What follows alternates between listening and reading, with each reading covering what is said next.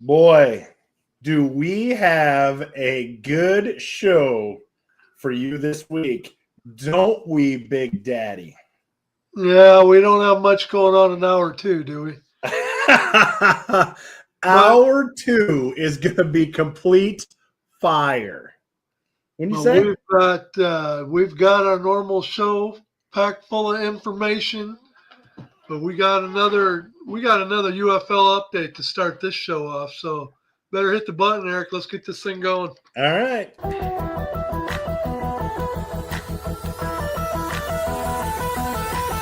And that's the bottom line.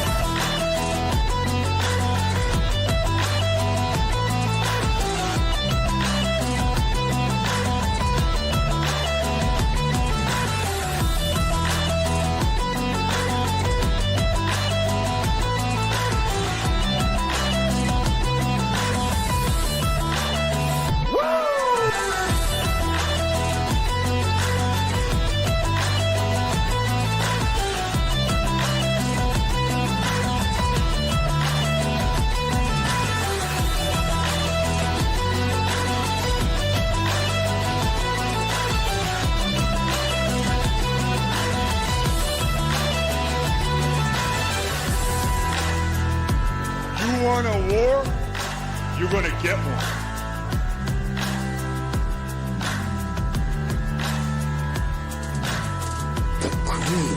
Rise to the top, oh yeah.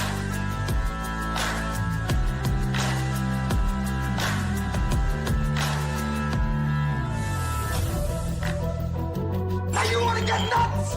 Come on, let's get nuts.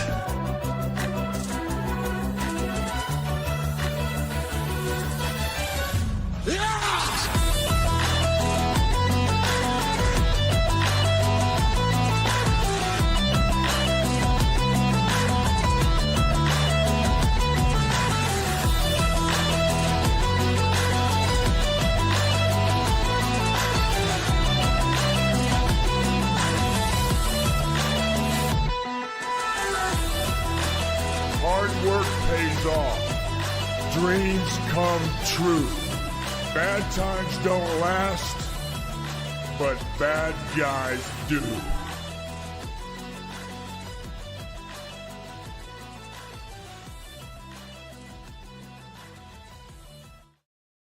I have been waiting on this show since Sunday, for darn sure. Looks like Big Daddy Ed's got all his stuff taken care of. Have you been waiting for this show, Big Daddy? I have. Oh, I've been more than patient this week.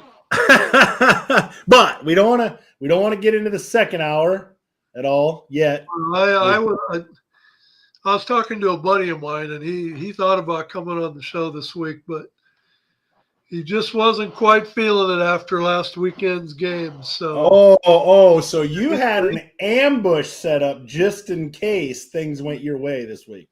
it would have been epic. Well, epic for you may mean disaster for us Bears fans, but since it didn't work out that way, it's going to be epic for us. But we've got a UFL update to start off with, so let's bring Brett on.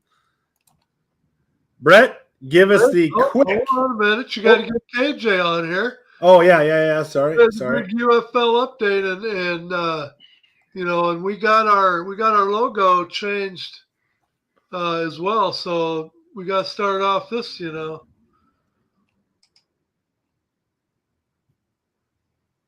it is. There it Hey is. now. There it is. We got it.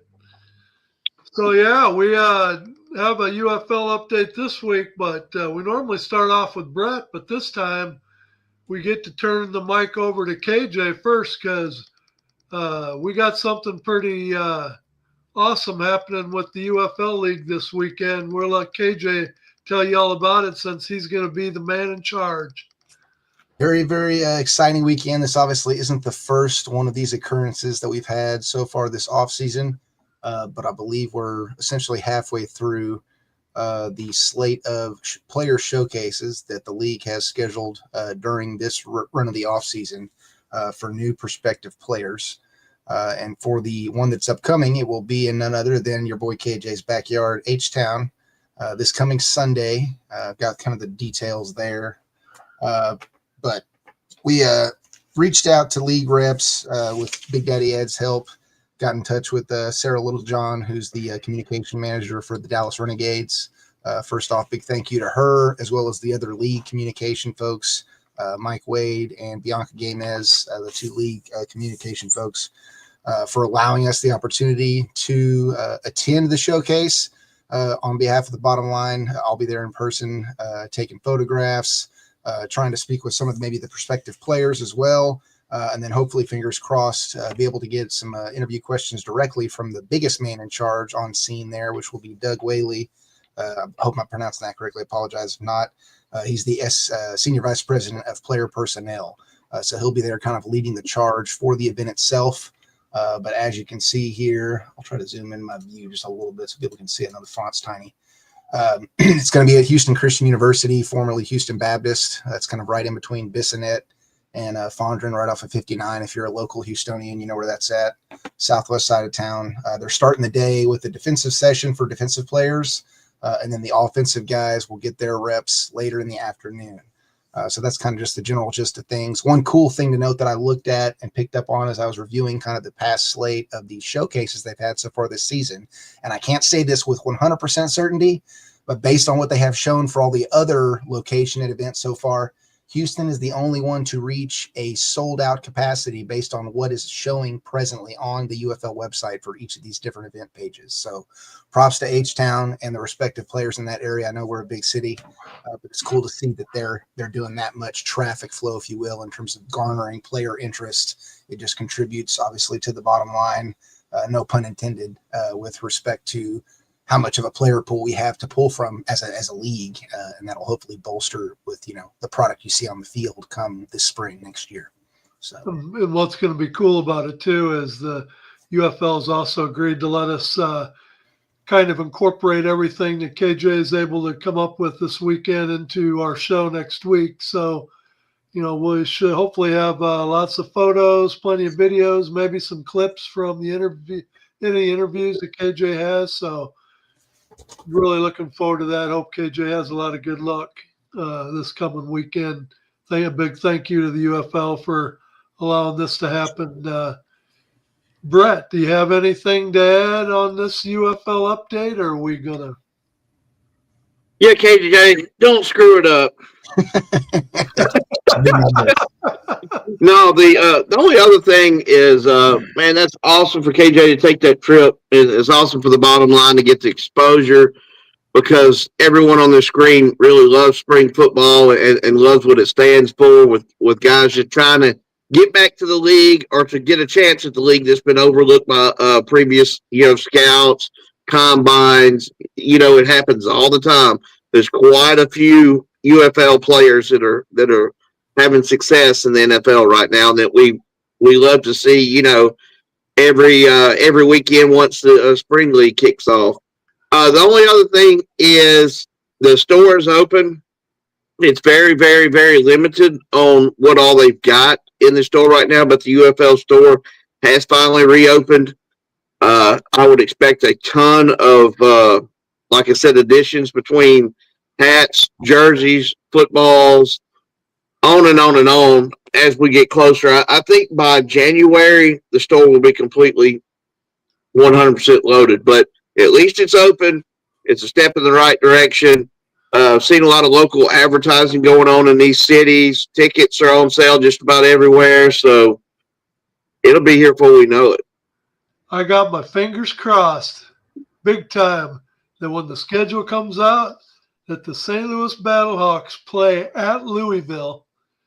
I've already got the wife and I planning a road trip to Louisville, hitting a few distilleries. Oh, man, making a big weekend of it.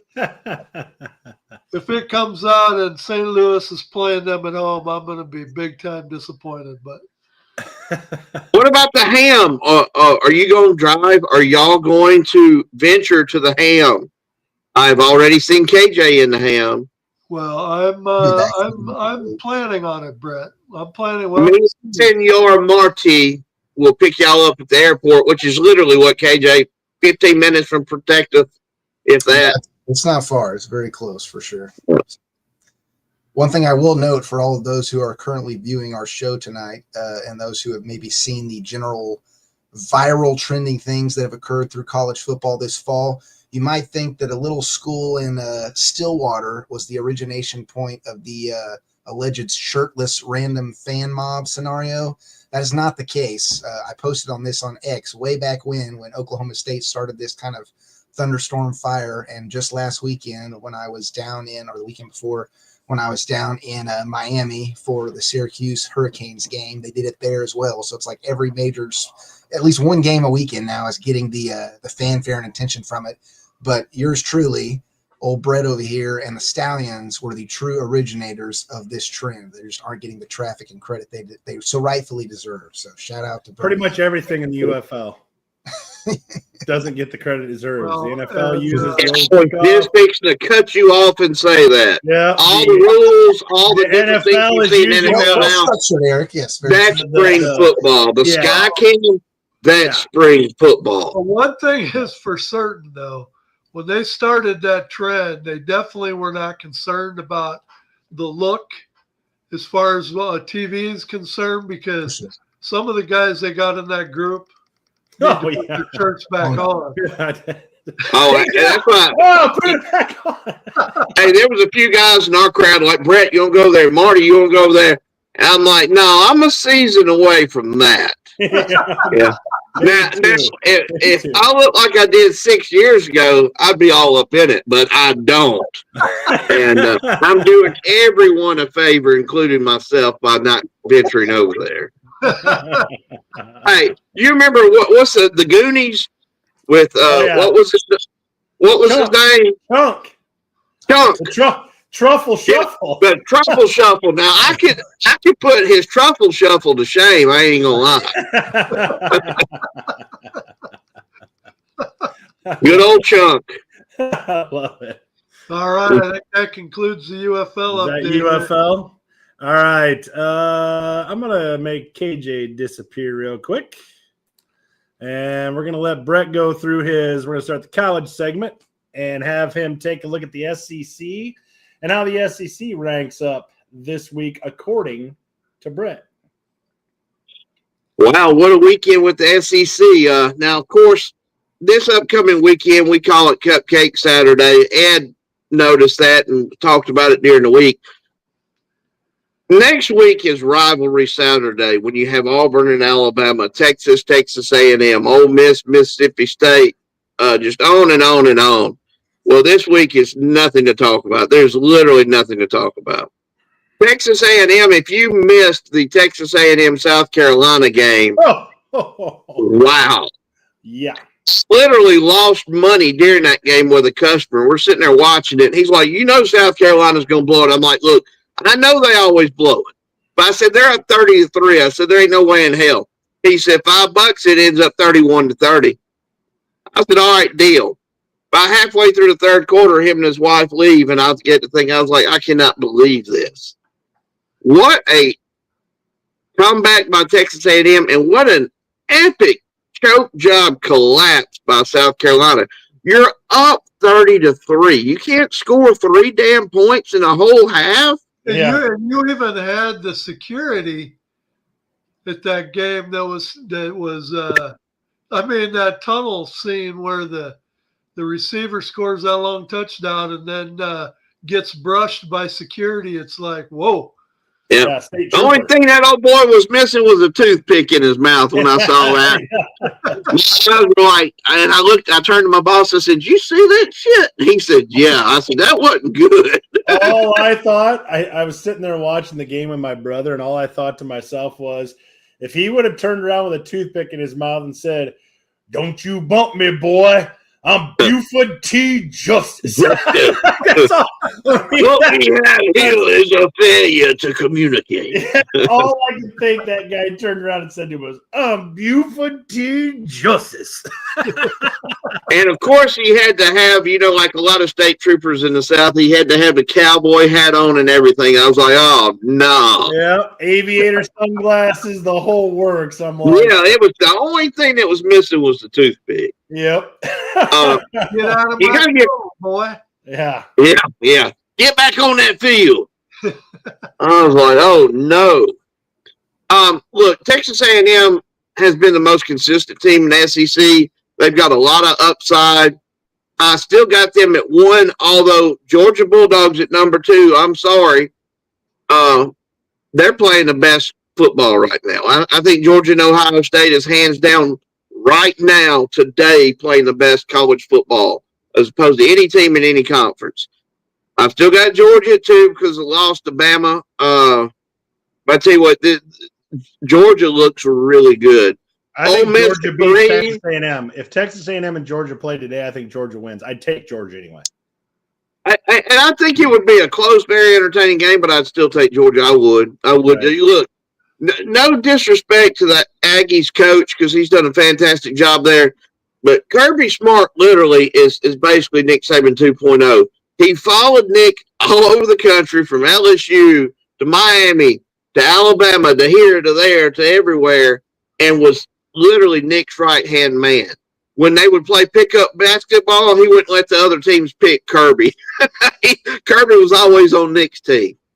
And you got to give Kirby credit, man. He has taken that the roadmap that Nick laid for him, and he has ran with it. As much as I hate it, it is what it is. The Lane train, and a little bit of news in Oxford, Mississippi right now. And, wow, I don't know if we'll talk about that later in the show. We will. Okay, Ole Miss look, they deserve it. Oklahoma and Bama. Do we have to even go over this game? Yes, we do. We will, bud. The Alabama fans, and this is coming from me, the Alabama fans need to take a step back and take a breath. I sit there and listen to these phone calls on Bomb and this, that, and the other, and Alabama got dominated. One little Auburn fan called today and said, yeah, after Oklahoma got done ripping Alabama apart, I'm like, I'm the first one to hate on my team if they do something bad. I wanted to call the kid and say, you do realize that Alabama ran about 25 more plays, had twice the amount of yards as Oklahoma. Problem is they forgot to hold on to that thing that's called a ball. Yeah. And that cost them 17 points in the game. And you've got to give Oklahoma credit because whether I think Alabama is better or not, Oklahoma came into Tuscaloosa and beat Alabama. And Alabama still had a chance at the end of the game to take that lead, and Oklahoma's defense stopped them. Got to give Oklahoma credit. They do have 2 L's with Texas and with Ole Miss, but Oklahoma at 4, Bama at 5. They got a huge matchup in a couple of weeks. Tennessee really didn't move. You got Tennessee and Vanderbilt next weekend, which is going to be very entertaining for a change. What is it, Missouri and Arkansas, Ed, coming up? No, Missouri goes to Mississippi State. Yep. Okay. Grinkowicz, there's still a lot of rumors that he's definitely in the mix for some of these coaching jobs. I don't know if he's going to stay or not. He had a press conference today trying to put all that to bed, but you know how that works. Yeah. Right. I'll never forget this. Tommy Tuberville, when he was at Ole Miss before he went to Auburn, you going to have to carry, because of the same rumors that Auburn was looking at him, he was going to Auburn. And he literally, the day before he left, said, you're going to have to carry me out of Oxford, Mississippi in a pine box. And the next day, the little weasel got on a plane to Auburn and took the job. So it don't matter what these coaches say. No, they just have to say what they have to say. But now one game against Oklahoma, I mean, it's a lot of teams could say one game, but the complexion that made on Alabama's season, they go from being top 4 bye week to now they're on the cusp of not even making the tournament. Ed, we're going to talk about Alabama and Oklahoma separately. Okay. So just relax. All right. We got that up. Kentucky, fellas. Kentucky, hey, they were dead. Dead. Yeah. They took Texas to overtime. Should have won that game. They beat Florida. And who else? They beat Auburn. I think, does Kentucky play Vanderbilt this weekend? God, I got to have a schedule in front of me. I'm not prepared, y'all. I'm sick this week. Just give me a break. Arkansas is what Arkansas is. The rumor is Coach O might be in talks up there in Little Rock, and he might be the next Arkansas head coach. It'd be interesting. You know, Auburn, their whole season, like most seasons, all they try to do is destroy Alabama's season. That's who they are. That's our little brother. It is what it is. South Carolina, if I could have put them in the 17 hole after that collapse, I would have. Right. Florida, supposedly Lane's not going to Florida. Supposedly Summerall canceled his interview with Florida. And it's hot. Auburn's hot on his trail. That's my power rankings for the week. There's really no games to talk about this week, but there's going to be a lot going on next weekend. Do you know what I noticed about this, Brett? I remember when Oklahoma and Texas came into the SEC, 4 years ago? 3 years ago? I want to say this is year 2 or year 3. Yeah, they haven't been here long. Year 2, I think. Yeah. So I remember a lot of the SEC chats and a lot of the SEC chatters saying, oh, Oklahoma and Texas come to the SEC, enjoy being bottom feeders from the Big 12, boys. Well, that's Eric's Big 12 complex. No, but let me. I can remember. You can remember it too, Brett. You remember I understand that. Okay, all right. It's a totally different now because Texas. Here's the deal. Me and you talked about it, they got unlimited amount of money. Hell, they could buy me, but I'm not worth anything. They probably got a $30 million payroll. So let's get that straight. Yeah, but remember, almost 4 years ago, wouldn't have won 3 SEC games. You got to give Venables credit. He's improved the roster slowly but surely, but he does a fantastic job with defense, and you got to give him credit for that. Now, Texas, 4 years ago, were they even bowl eligible? So what I'm saying is Sarkisian, they thankfully for them, they did come in at the right time. But again, I think we can always go back to NIL and the transfer portal because, I mean, what you see here today with like 1 through 10, technically we can see number 10 at number 1 next year. We can see number 1 at number 10. Right. That's what's so crazy now is, I mean, and I know the NCAA always wanted parity. Well, now you've kind of got it with the teams that still have a little bit of money, the Auburns and the Floridas and the Tennessees and the LSUs, and then you add Georgia, A&M, Ole Miss, Oklahoma, Alabama, Texas. I mean, these literally, if these teams, I think you could literally put them in a hat and pick them out each year because we're not going to know moving forward. Right. You know, with the amount of players that keep flipping and flopping back and forth. But you were right. Oklahoma and Texas, they were going to get cream. They didn't have a chance, on and on and on. So, the thing about it is, up until this year, Oklahoma was pretty much a doormat in the SEC. Well, they were really bad there for Lincoln Riley's last year, and then when he came over from Clemson, left Dabo's squad, his first 2 years, they were really bad. But you could see signs last year that they were improving, and they don't have the unlimited funds that Texas or Texas A&M has. So I got to give that man even more credit. You know, and whether Alabama, to me, outplayed Oklahoma other than turnovers, it don't matter. Oklahoma did what they had to do and come in and won. So I give them all the credit in the world for that.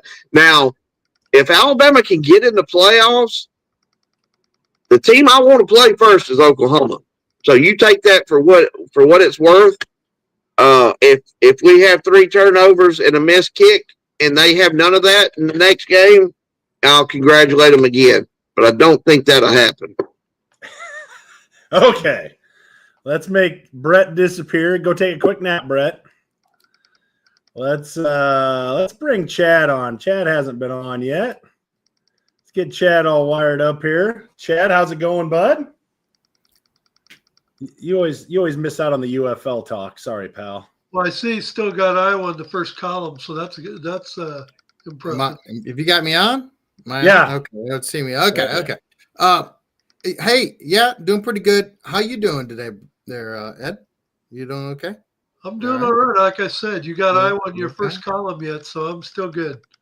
Well, That's I by didn't default, rank it any looks of that. All I ranked was the top 4. I told them don't worry about anything else. So KJ must have did the rest of it because none of it else matters. Nothing else matters. The other teams don't have a chance. Indiana, Ohio State, Oregon, and USC. And USC is kind of on the outside looking in, but the Michigan top beats 3 Ohio teams- State. Guess what?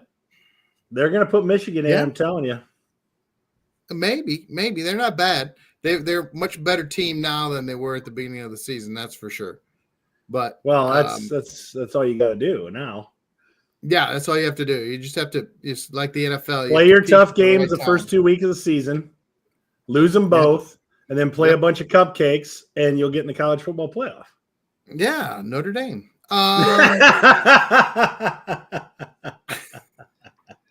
Just kidding over there, John David. It's No, okay. you're not.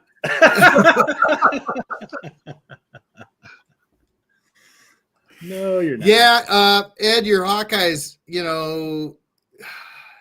they went out to USC and were able to drag USC down to play Hawkeye football in the Coliseum. But Iowa slapped 21 points on the board at half. I was feeling pretty good at halftime. Yeah, you were like, "Hey, Mama, let's go!" And then You know what then shocks the- me, Ed, is how many times in big games that the signature of Iowa has let them down. I mean, you were up 21-10, and the defense coughed it up. The defense coughed it up. You were up on Oregon, and the defense coughs it up. Like, that's just not usually. I mean, and I realize, whatever, but when they took the lead on Oregon, I was like, Iowa's got this game. The defense is not going to let them have it. They got up 21-3, and then I think USC put a touchdown there before half. I was like, the defense, they'll have 20. I said that game, I think it's 14-0 maybe. I said it just will be 30-0. That's what Iowa games feel like, And they coughed it up again. Like, I just don't understand it. I just don't understand it. But sorry, Chad. No, you're okay. I'm just trying to look at this week's schedule, see if it's as bad as the SEC schedule this week. It's USC and Oregon play, so there's a good game for everybody. That game matters. SEC, yeah. We got Michigan. Michigan has got to go to Maryland. We'll see how that works out. I'm sure Michigan's going to win. Nebraska's going to go lose at Beaver Stadium. And then Illinois goes to the piss throwers. So, Ohio State's going to win. It's going to come down to next weekend. The USC. Doesn't Ohio State have like Rutgers and then Michigan? Yep, Rutgers then Michigan. They got a prep week this week. Yeah, that's definitely a prep week. There's no doubt about that. So it's not as Ohio State's ultimate kryptonite. Will it happen again? Stay tuned. Yeah, that's true.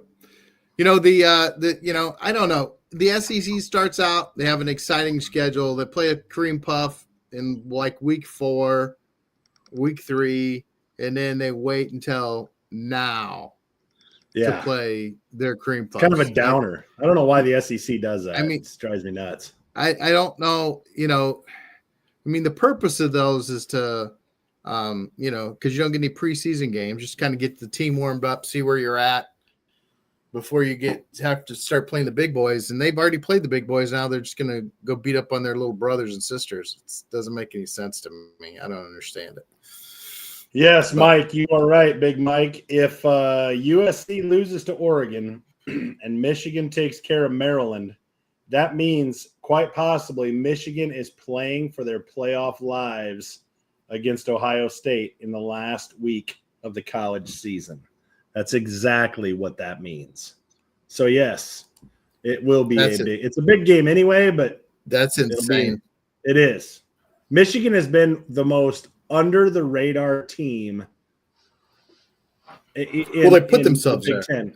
Well, I know it's under the radar, like floating along, and then all of a sudden, boom, they're 8-2, and they position themselves to potentially get a spot out of the Big Ten. Yeah. It's crazy. Yeah, it's crazy. Now USC loses to Oregon this week, and then Michigan loses to Ohio State the week after that. You're probably only going to see 3 teams out of the Big Ten. Oh, for a minute I thought you was going to say Iowa was back in there. But. No, Iowa could win out. I mean, Iowa probably plays Michigan State and I don't know. Nebraska. Oh, yeah, then Nebraska. So Nebraska probably they'll beat Nebraska by 3 in Lincoln. You write it down. Write it down. 3 already. 3 already. All right, that's the Big Ten power rankings for this week. Let's make Chad take a little nap. Bring on KJ. And let's take a look at the ACC, KJ. The ACC. Go ahead. Yeah, it's not a ton of change, obviously, from this week to last. I will give the Tigers some credit. They've at least combated their way back up to the middle of the pack. So it's not as glim and bleak as it looked at the beginning of the season, but it definitely is still no shiny, pretty diamond for the folks in South Carolina, unfortunately. Same goes for FSU. Was surprised, I guess, to see how close the game was. I guess I thought Louisville would be able to pull it off against them, but, it is what it is.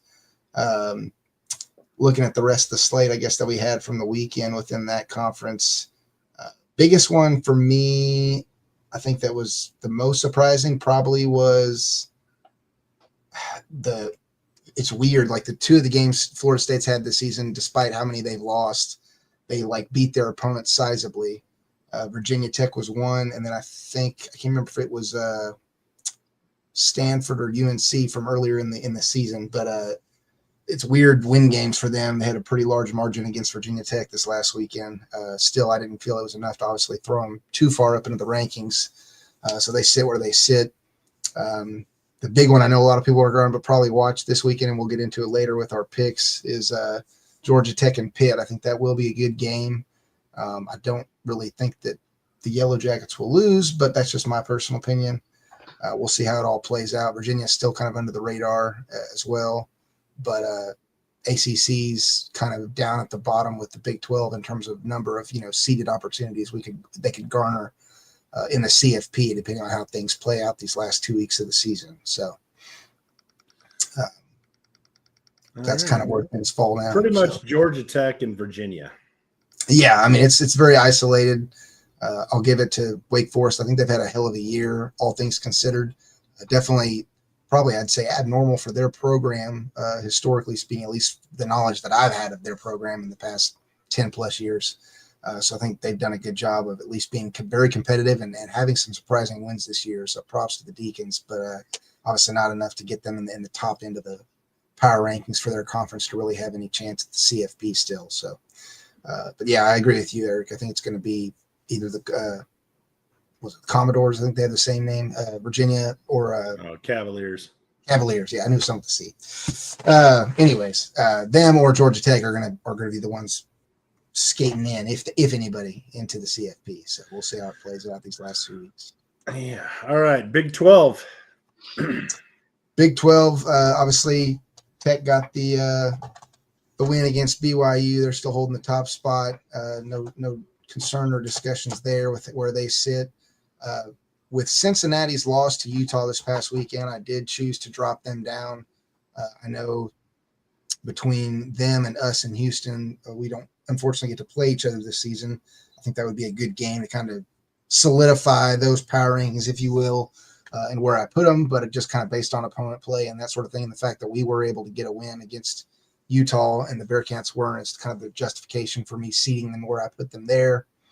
The big one I would say I'm looking forward to this weekend outside of the BYU Cincy game is honestly Iowa State and Kansas, just to see who truly, stands above or stands tall at the end of the game for that one matchup. I know we've talked about it all season, Eric, with the Cyclones unfortunately being plagued with a lot of injuries.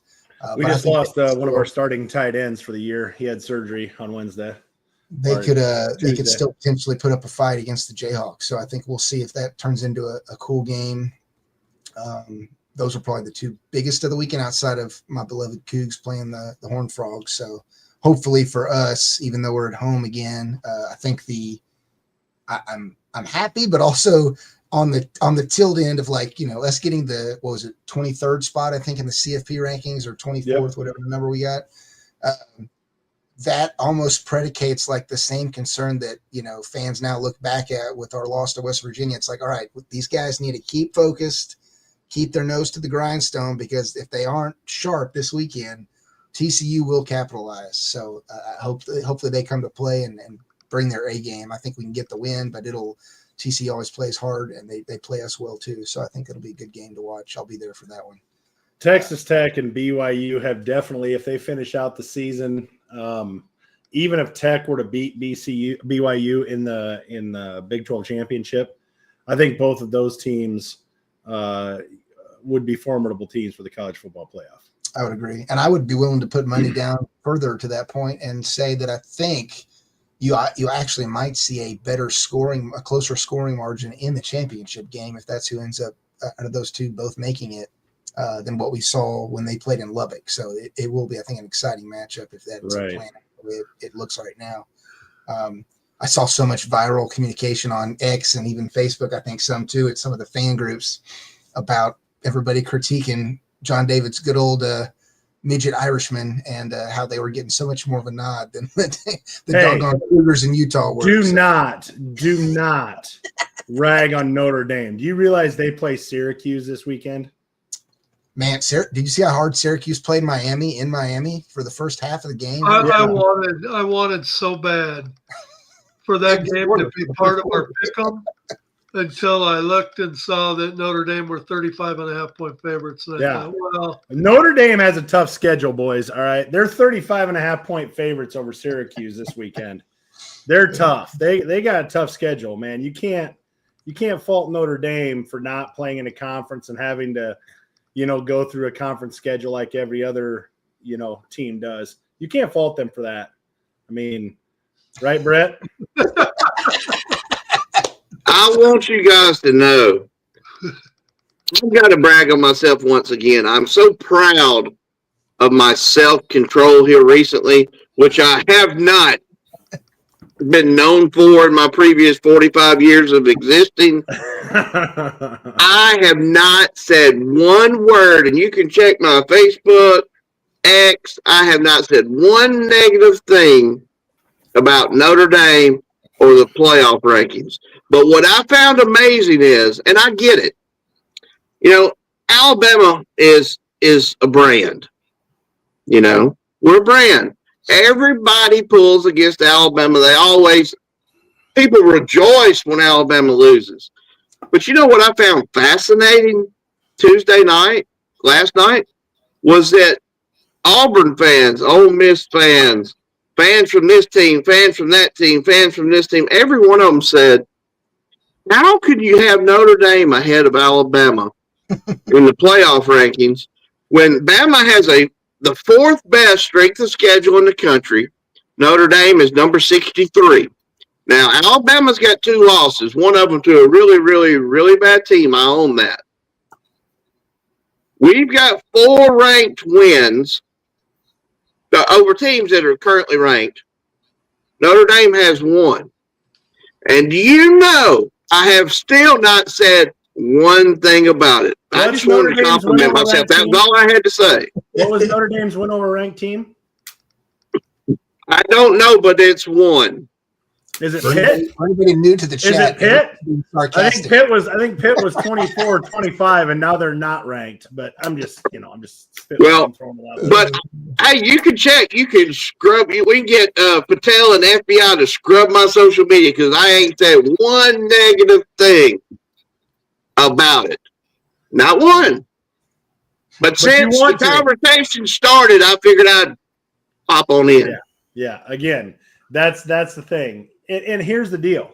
You have said this, Brett. I think we've all said this. When you're in a conference, you have rivalry games. And we all know that rivalry games can go either way. It puts that little added extra pressure to it. It puts that little kiss of this matters. When you don't play in a conference, and all the traditional rivals that you could have said Notre Dame had in the past, Michigan, USC, those types of things. Well, they don't have Michigan anymore, which is unfortunate. If you're a huge college football fan like I am, I always made a point to watch Notre Dame and Michigan. When we were growing up, Eric, Notre Dame and Michigan was about the game. That was that and Florida State against Miami. In some of those games, those were the games you tuned in for. Yep. And look, I'm a very rare Alabama fan because I pull for Notre Dame because of their history and tradition.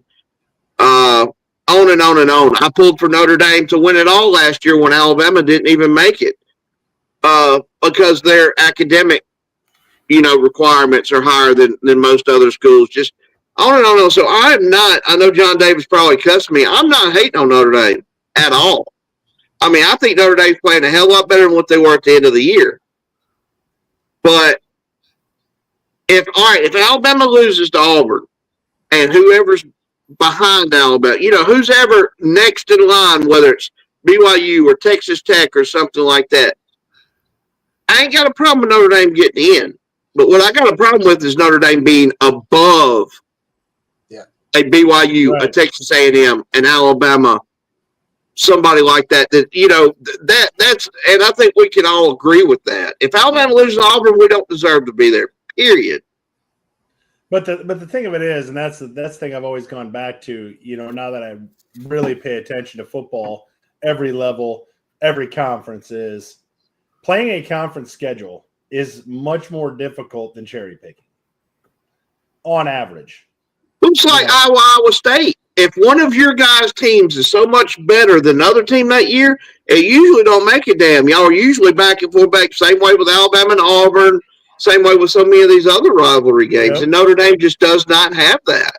Yeah. And so, we bag on Notre Dame, but it's a product of their own doing, and truly the two games that were, real tests for Notre Dame, they lost, but they happened to lose them at the beginning of the year rather than at the end of the year.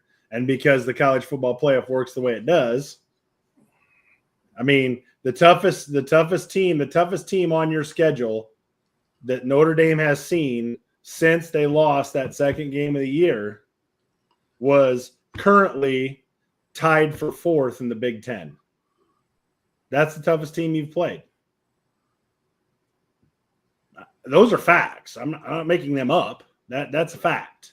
So you could really fight for Notre Dame, like you said, if they were in a conference, even if in a weak conference, and they had to play a conference championship game. Right. But they don't.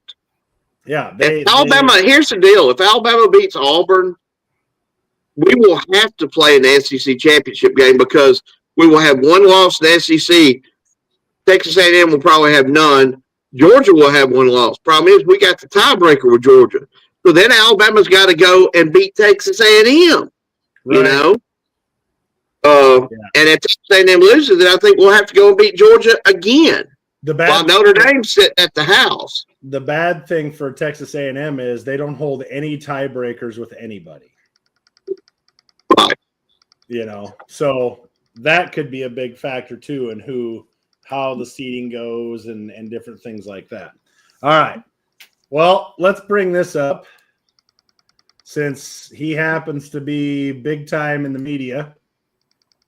We've got Mr. Lane Kiffin, and we've got looks like we're hiding Chad behind there. Sorry, Chad. LSU sent a private plane to pick up Lane Kiffin's family to visit Baton Rouge. Also heard rumblings about Florida. If I were a betting man, I would say that I think his days are numbered at Ole Miss. But if that's true, Brett, what does Lane Kiffin do? Ole Miss is in the mix, man. They are in the thick of it. What does he do? For weeks, I had made my mind up. I didn't think Lane was going to leave. And like I said, I know a lot about Lane behind the scenes from him being here that other people don't know. Now, I've divulged to most of you guys privately. And then this week I changed my mind. And now today I've changed it back. I listened to Feinbaum on the way home. Ole Miss fans are angry, yada, yada, yada. But the sources are correct from what he said. The son and the mom, his ex-wife, which they're back together, has been to Florida, to Gainesville, and to Baton Rouge this week. But here's the deal. Lane's got a solid contract. Everybody in Oxford loves him. I mean, if he wins 7 games a year, he gets another year contract extension and a little raise. And Lane absolutely is going to win on a horrible year moving forward, 8 games in Oxford. And I think he'll top out at 10 or 11 wins like he's doing this year. So he's going to probably, in the next 10 years, unless something goes off the rails, he's going to be in the playoffs 5 out of the next 10 years. And they will have a statue of his ass outside that stadium, and he will be a god. Because if you guys don't follow SEC football or college football like I do, Ole Miss has been irrelevant since the 60s and early 70s. He is doing something there that nobody thought could be done.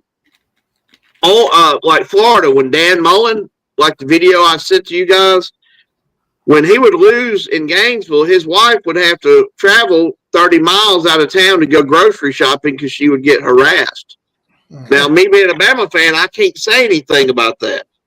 But I do know a lot about Louisiana and their culture. And I'm going to tell you what, Lane Kiffin goes 8-4-9-3 in Oxford. People still going to love him and give his wife a hug. He ain't going to get that in Baton Rouge or Gainesville. If you held a gun to my head right now, I think Lane's staying. I think Lane's staying. I really do. He's not the same person he was 10 years ago. He's not in the bars and the clubs chasing. He's got his family back. Dude, he can do whatever he wants to up there. How Nick Saban ran Tuscaloosa, Lane is running Oxford. He probably only had to pay for a meal. I say he stays. Ed, KJ, Chad, what do you think? Do you think Miss Kiffin and the next generation just took the opportunity to get a free charter flight and a comp meal out of the thing, or what? I mean, look, that was is he considering it? Absolutely. I mean, LSU's won national championships with 3 different coaches. Florida's won national championships with 2 different coaches. This is all recent. Florida was a powerhouse up until about 2009, 2010. Right. LSU, hell, every coach they hire ever since Saban's won a national championship, except for Brian Kelly, and he was just too big of an asshole. I would agree with you, bro. I'm hearing some numbers of 13 to 15 million a year, and he's a man, and he's prideful. And you don't think he knows he would have a better chance at holding up a national championship trophy in Gainesville or Baton Rouge over Oxford. But something tells me he's staying, and I could be dead wrong. He could have already made his mind up. Right. And I don't. But again, guys. He was close to the playoffs last year. If you remember, the 2 teams everybody was bitching about didn't make it to the playoffs last year. It was what? It was Alabama and Ole Miss.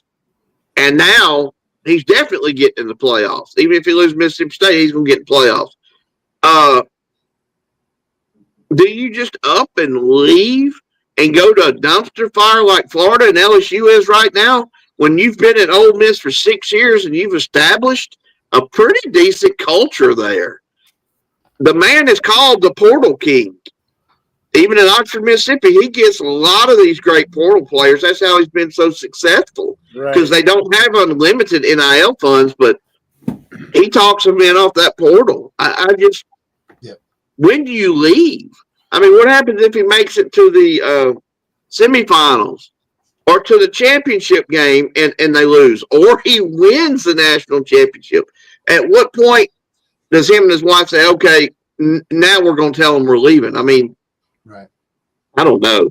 Because Florida and LSU is such a mess right now. Those two programs are just, I mean, you got one over there in Baton Rouge where the damn governor's just, I mean, it's a mess. Yeah, for sure. We're starting to see the double-edged sword of NIL is basically what it comes down to, Brett, to your point. Like the conservative man who can play the chess match in his mind, especially in a conference like the SEC, and go, I can still have a CFP entry here year to year with maybe a lesser distinguished program. But if I can get it to that point, then it truly just falls on me to do what I need to do as a head coach to take it to the dance. So, I mean, I can see your logic there. And we'll see it for the marriage. That speaks to conservative like mindsets, I think, in some respects.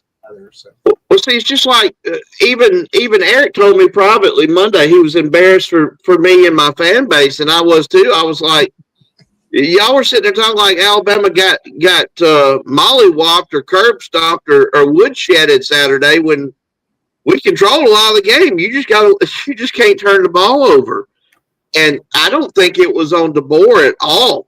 But see, when you lose a game at Alabama or Florida or LSU, heavy lies the crown. It's on you. You're the head coach no matter what. At Ole Miss, they're a little bit more laid back. Like, hey, we better shut the hell up. This guy's winning 10 games a year here. I mean, he's won a Sugar Bowl at Ole Miss, which they hadn't done in 35, 40 years. Hey, Brett. Yeah. Read Jay's comment. Take a shot every time he said Alabama, I'd be drunk. You'd be dead, Jay. Hey, or if you counted our national championships, your ass would be drunk too, Jay. Oh my God! Here we go. Lord of the Rings, baby. Yeah. James Franklin. Jay. Oh, go ahead. James Franklin has a new job. He is the new head coach at Va Tech. That was the initial job that he was linked to. And then it was like, nope, he's going to UCLA. Well, now he's back to Va Tech, and I didn't hear any of the numbers. Any of you guys hear the numbers? He looks pretty good in what is that? Is that considered pewter or maroon? I guess I don't know what technically color designation you. Actually, that's a Penn State jumper he's wearing. Well, yeah, the team that actually hired him. This graphic is misleading. So. Va Tech, they had him fully. He looked great in that Penn State jumper, except for when they played good teams. All right, Brett, here we go. Jay's really going to be drunk now. Oklahoma and Alabama. I think we've touched on a lot of it. It was turnovers, but the reason I said that to you was, so I was looking at some of the SEC chat rooms and just some of the Alabama fans, and listen, you can no more place the blame on Kalen DeBoer than you can me for Alabama losing that football game. Right. The turnovers were inexcusable. And it was like 404 yards to 224. Yeah, or 212, something like that. Excuse me.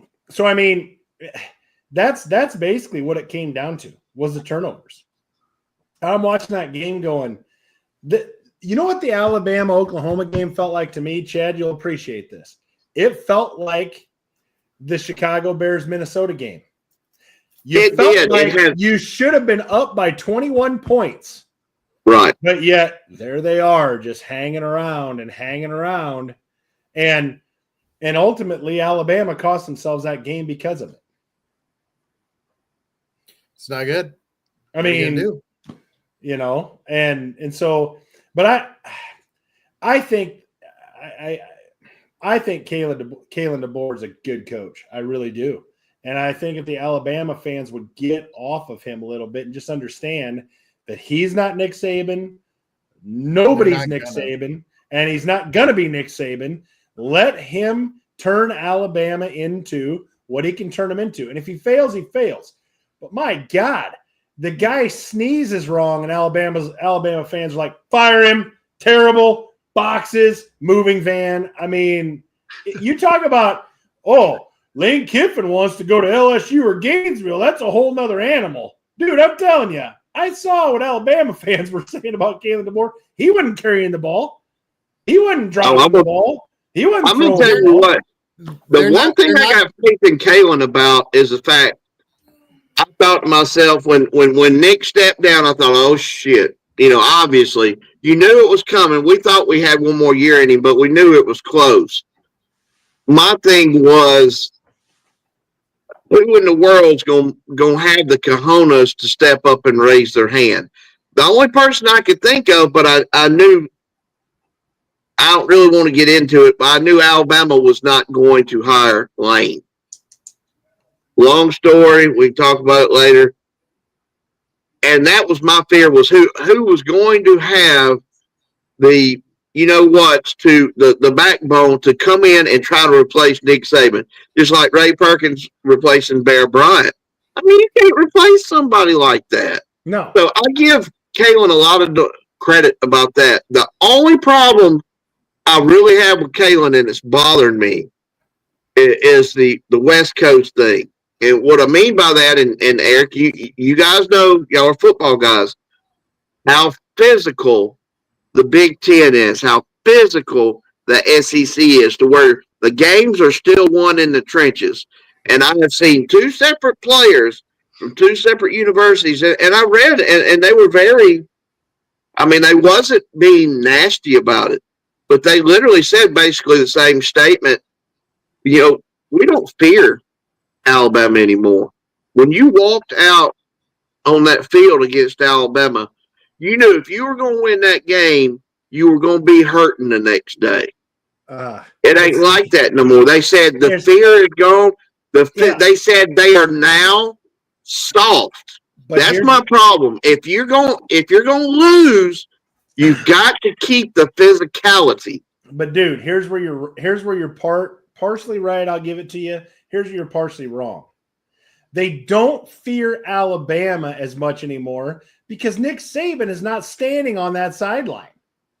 I get that. Come on. We've all said this before. In college, the head coach gets to be the god. The quarterback's there for 2, 3, 4 years, and he moves on to the NFL, where maybe he gets to be a god. But in college, the head coach is the god. So when Nick Saban's on that sideline, every one of those players is like, man, that's Nick Saban. I've never even met the guy. I'm going to shake his hand after the game. Oh, my God, this is Nick Saban, Alabama. Blah, blah, blah. You take Nick Saban away from anybody, and all of a sudden that Alabama name does not hold the same fear that it did, regardless of what you're talking about as far as what they put on the field. All of a sudden it's like, Saban's gone. Maybe we got a chance. And then if there's any little crack, that's when they walk through. No, I'm with you there. My biggest concern is because how I am about old school physical football. I feel like we have went a notch down on the lines of scrimmage. We're not pushing people around anymore. Hey, when we were pushing people around, Nick still averaged losing maybe one game a year, 1.5 games a year. It's not about the losses. It's just what I'm seeing and what other players are noticing in the trenches. That's my concern. I just hope that Kalen, that was a lot of the haters' concerns about Kalen coming here because he's West Coast Pac-12 guy, is what was going to happen to the offensive and defensive line, basically in the linebacker, the physicality. And is Kalen going to be able to adjust to the – because there's a big difference between the SEC and the Pac-12 and the style of play. But if I gave you this game line from and you didn't know which team was which, and I said time of possession, 34-28 to 25-32. First downs, 23-12. Third down efficiency, 313 to 5-13. One team was 2 of 3 on fourth down. Total yards, 212 to 406. Plays, 51 to 75. Passing yards, 138 to 326. Well, look, I'm with you. The best team didn't win Saturday because Alabama didn't hold on to the ball, but it don't change the result. 0 turnovers, 3 turnovers. They fumbled it actually 3 times, but they only lost it twice. Right. So, I mean, that's the biggest thing. And, you could say, well, Venables has that defense playing. I mean, Oklahoma, definitely their stamp and Venables is defense. But they gave up 406 yards. But, again, like I say, that this game made me think about it like I was watching the Chicago Bears was, our defense gives up a crap load too. Win the turnover battle, good things can happen. That's exactly what Oklahoma did to Alabama. Yeah. Gave up all these yards, first downs galore, blah, blah, blah, but won the turnover battle, game over. Yep. Unfortunately for Alabama. All right. We got any quick notes? Yes, let's go. There's the college football playoff rankings as it stands.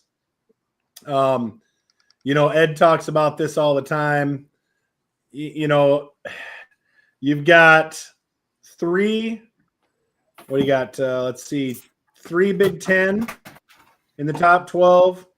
You've got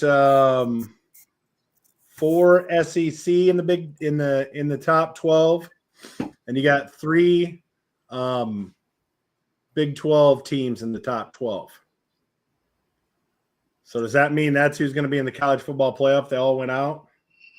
No, because somehow they've got Miami ranked at 13th. They got Georgia Tech at 16th and Virginia at 19th. Both of those teams are ahead of Miami in their conference. So I don't understand if this isn't just a brand thing. Ed, make this make sense to me, because you're the one that says take the top 12 teams and call it good, no matter how it sets out. So how the hell do they have Miami, as far as the playoff rankings, at 13 ahead of 2 teams that are ahead of them in the conference standings? Make this make sense to me. Well, not only Miami, but look at Tulane sitting down there at number 24. Mm-hmm. And they actually have them as the 12th team getting in. Well, that's because that's the rules. But I mean, I don't. Yeah, but that's what makes this whole thing. That's what makes this whole college football playoffs a joke. Yeah, I've gotten to the point. I've come around to your way of thinking. I know Chad hates 12 teams. He's going to really hate 16 teams. But I've come around to your way of thinking where I'm like, when you hit 12, cut it off. I mean, if they go through this process of ranking the top 25 teams in college football, then obviously they think the top 12 is the top 12. Right. So draw a line after that, and those are the teams that get in. To me, it just seems so simple. Well, all this other stuff just makes it not legitimate. And I've also come around to the fact that, listen, if your conference only has 1 in the top 12, you get 1. If it has 2, if it has 6, you get 6. If it has none, you get none. Because every year is going to change. I'm telling you right now. I realize, John David gets on here and calls the little 12. It's going to be interesting to see. I made the prediction about Texas Tech a year or 2 on the show, and they're actually a year ahead of where I thought they were going to be. I'm going to tell you right now, I'm going to make the same prediction about Kansas. Kansas has a billionaire donor, just like Texas Tech found. If you look at their stadium, the stadium's named after him, and he is putting his money where his mouth is. You could say Kansas. Kansas has never been anything. I got news for you. Kansas is going to be a real problem. Just like Texas Tech is going to be a real problem. They may go into the college football playoff this year, win a game, maybe not. But I'm telling you right now, Texas Tech is going to be a problem. And then what are you going to say? When Texas Tech and Kansas are dominating the Big 12 because they have tons of money behind, are you going to start crying foul then? Are you going to start crying foul about the money then because it's not SEC or Big 10 schools, John David? We'll see. But Texas Tech is right there. Hey, I got to wonder about TCU too, because that's more Texas money. Do they have? I haven't heard a billionaire name be attached to TCU yet. Yeah, or Houston.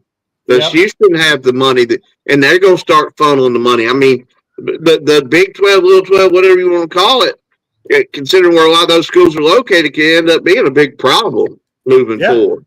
In 5 years, if the money flows into the Big 12 from these billionaires, the oil, like I said it would, I said the Texas teams in the Big 12 are going to be a real problem in 5 years. Yeah. And I didn't even factor Kansas in.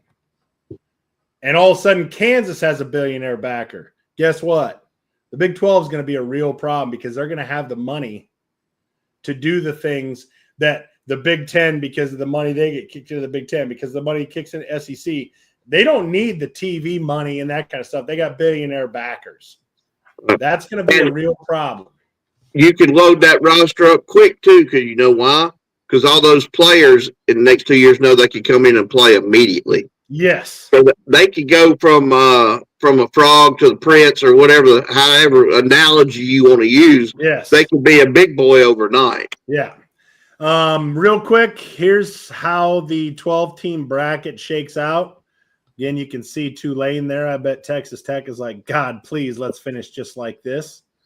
I know Notre Dame. If they could just outlaw the AP polling at the start of the season, you'd have less of this brand bias leak through. Yes, the brand bias does leak pretty bad. As you can see by the number 9 seed that they have in their Notre Dame. They have Notre Dame against Oklahoma right now, and they have Miami in over Georgia Tech and Virginia. Miami playing Ole Miss, Alabama playing Oregon, and then Georgia, Ohio State, A&M, and Indiana currently with the buys. I wonder. Tell me this: how will this change if Ohio State and Indiana play in the Big Ten championship and Ohio State wins? How far does Indiana drop? Out of the top 4? It depends on how bad they beat them. Well, do they drop out of the top 4? Let's just say it's a 7-point game, 10-point game, 10-point game. Do they drop out of the top 4? Maybe 4, but not the 12. I definitely would argue it's given. But do they drop out? Do they still get a bye is what I'm asking, in your opinion. I don't think so. I don't think they do. They'll have one loss. It'll be to Ohio State. They won't get a bye. If Indiana beats Ohio State, does Ohio State drop out of the top 4? Yeah, no, you're right. Not a chance. No, because Ohio State's a big brand. I think Indiana might drop, but not Ohio State. Right. Yes, that's proving my point. Yeah. The brand bias with some of this is an absolute killer. They've got to eliminate the brand bias if they want it to ever appear fair. Put the strength of schedule holistically for the season aside for a team like Notre Dame. To your point, Eric, Miami. I don't even know if there's a mathematical way. There might be a snowball chance in hell, but here's the strength. Here's the strength Miami of schedule. wins their conference championship. Here's the strength of schedule of the teams that are still technically in it. Okay, Georgia Tech. This is strongest to weakest. Georgia Tech, Virginia, Houston, Tulane, Texas Tech, Ohio State, Utah, Miami, Indiana, USC, Michigan, Missouri, Ole Miss, Oregon, Arizona State. Oh, hey, there's Notre Dame, Tennessee, BYU, Vandy, Texas A&M, Illinois, Oklahoma, Texas, Alabama. So of the teams that are left, that's the strength of schedule that have any shot at all. That's the strength of schedule.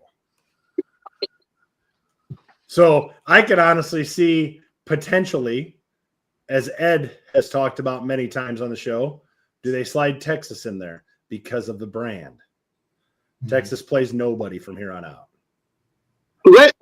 I know this is a crazy idea, and I know Chad won't like it, and I get it. I get it. 16 is an even number. Call me crazy. And I know Ed has said this in the past, but you've got an AP poll, you got a coach's poll. put them together, and hey, it don't matter if look. Enough of us know football or think we know football. We know if Tulane deserves to be there or not, no matter what kind of little candy apple conference they're in, whatever you call it, whatever. We've seen enough football to know whether they belong or not. The 16 best teams, no bias, none of that nonsense. Don't matter what conference you come from. If you say no, Brett, Illinois is just fantastic. They, I don't care the strength schedule. They're at least one of the top 15 teams. Will put their ass in there. I don't understand why they make it so difficult.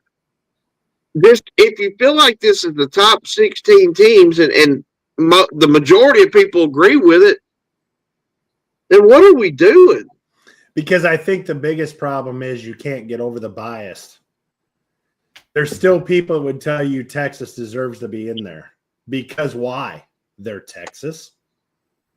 Did they watch the Georgia game? Did they watch the Oklahoma game? I get it. What I'm saying is that's the they got beat like they stole God's supper. That's the part that they can't get over is the biases. Well, I mean, that's why you have committees just like the playoff committee. I think to your point there. What, Chad? Hold on, KJ. What, Chad? What, Chad? 64 teams, and they're going to be people that are pissed because their team didn't go in. I'm with you. I mean, I get it. You're not going to make everybody happy. No. At what point do you not even have a regular season and you just pick the teams at the beginning of the season and say, okay, this is the tournament, and you just that. I mean, what are we doing? That's the biggest thing that when it comes to biases, though, Chad. There's not really any biases in March Madness because all the blue bloods get in. You can argue that maybe this team or that didn't get in. No. There's always Power 5 schools that don't get in. I get it, but I'm talking about blue blood. I'm talking about the brands. The brands always get into March Madness. Does UCLA always get in? I think we can concede there's Power 5 teams that don't get in, Chad. But I think to Eric's point, every champ's making it in. Almost every second, third seed potentially is making it in. How many teams are there in the? So the bias component has little weight at that Put them all point in. because it's the bottom half of the conference. Put them all. Yeah. Like I said, we can debate this all day long, but it just is what it is. Yeah, if we want to have an NFL segment, we need to be going. The NFL segment's going to be big. Okay, the games. First game, number 22, Missouri, 7-3 is at number 8, Oklahoma, 8-2. Oklahoma is a 7.5 point favorite. I am taking Oklahoma. At Oklahoma, Oklahoma's got this. Coming off the Alabama win. Sorry, Ed. Missouri Tigers are going to lose. Ed, you taking Missouri? Yeah. After Missouri lost their starting quarterback, their seasons kind of went south. Oklahoma's not going to let this game get away. I got Oklahoma. KJ? Boomer Sooner, yep. Brett? Ed stole my thunder. Missouri's not the same team without their starting quarterback. Oklahoma. Chad? Give me Oklahoma. Oklahoma. All right, let's see who we got. John David has Missouri, and Big Mike has Oklahoma. Next game, as Ed was able to try to find some at the college docket. Number 15, USC, 8-2. At number 7, Oregon, 9-1. Oregon is a 9.5 point favorite at Oregon. I picked against Oregon when they played Iowa. That was a mistake. I'm not making that same mistake. I'm going with Oregon. Chad? Give me the Ducks. Chad has the Ducks. Brett? I'm taking Oregon, but if we were picking spreads, I would. USC's a better team than what they've been the last few years. I agree. KJ? Yeah, I'll go Ducks as well on that one. Ed, you going USC? No, I'm going the Ducks. Is it a clean sweep? Let's see. Yeah. It is not. John David took USC, Marty, Oregon, Big Mike, Oregon. These games really suck this week. I mean, Yeah, They're rough. It's bad. TCU 6-4 at number 23 Houston 8-2. Houston is a 1.5 point favorite at home. That kind of surprises me. KJ, you taking the Cougs? As long as Connor Weigman doesn't play like his old Aggie self, we'll be just fine. Go Cougs. So KJ, explain why Houston at home would only be a 1.5 point favorite. I mean, you just look at the season, to be honest. We barely pulled out the win against UCF. Gave up the game against West Virginia that should have been, I'll say a give me, even though the Mountaineers always play us close. They have the past like 3 seasons or more. Yeah, and then especially you look at like some of the other teams, even in the American, that have played teams like Oregon State and beat them handily, and it took us like double overtime, I think, or at least single overtime to get the win against them. So I mean, there's multiple games where we definitely struggled and showed our, while we got the wins, it was shouldn't have been by such a close margin, I guess. So the whole quality of win versus quality of loss thing plays into factor there, I would say. Chad, who you got? Give me Houston. Brett? Cougs at home. Ed? I got Houston as well. Yeah, I do as well. But on the comment line, it is a TCU sweep. So we shall see. Pittsburgh 7-3 at number 16. Georgia Tech 9-1. Tech is only a 2.5 point favorite at home against Pitt. Ed, who you got? Georgia Tech's they gotta have this game to stay in the talk of the college playoffs. So I just can't imagine they let this game get away. So I got Georgia Tech. I would agree. Brett? Georgia Tech, but this is a dangerous game for them. They should have beat Georgia last year in Athens and lost in overtime, and Georgia is there, next Friday? Black Friday. So it's a dangerous game for Georgia Tech to overlook. Trust me, they're going to look ahead to Georgia, but give me Georgia Tech by field goal. Chad? This is getting boring, picking everything the same. Give me Pitt. I'll take that. I'm taking Georgia Tech. KJ?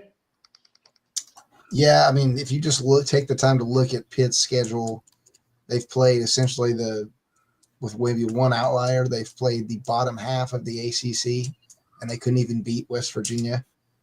So, I mean, there's not really much for me to say. I'll give Brett the benefit of the doubt and consider it probably could be a close game, but I just don't see the Jackets losing this one. So, Georgia Tech. John David has Pitt. Marty and Big Mike both have Georgia Tech. Last game on the docket. Number 11, BYU, 9-1, 2.5 point favorites at Cincinnati. Number 25, Cincinnati, 7-3. I've got BYU. They got to win this game to keep it right. Chad? Yeah, give me BYU. KJ? Yeah, this is one I desperately was looking to try to pull the under pick, but there's just not enough there. Despite Cincy playing a good game and making an argument for having home field advantage earlier in the season against a team like Iowa State when they were still much more healthy, I think the BYU's necessity to get the win on top of the fact that the last 2 games the Bearcats have just really crapped the bed, for lack of a better term. I got to give it to the Cougars on this one. Ed? Yeah, the Cincinnati team, the second half of the season is not the team they were the first half of the season. So give me BYU. Brett? Little T says she's going with an upset. She don't like Cougars, so we're going with the Bearcats.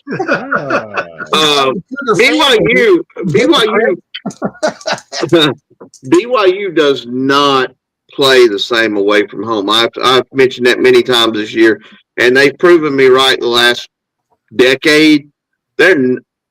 they must have a pretty strong home field advantage out there. I know it's beautiful. I'd love to get out there and watch a game, but they're not the same team on the road. Bearcats.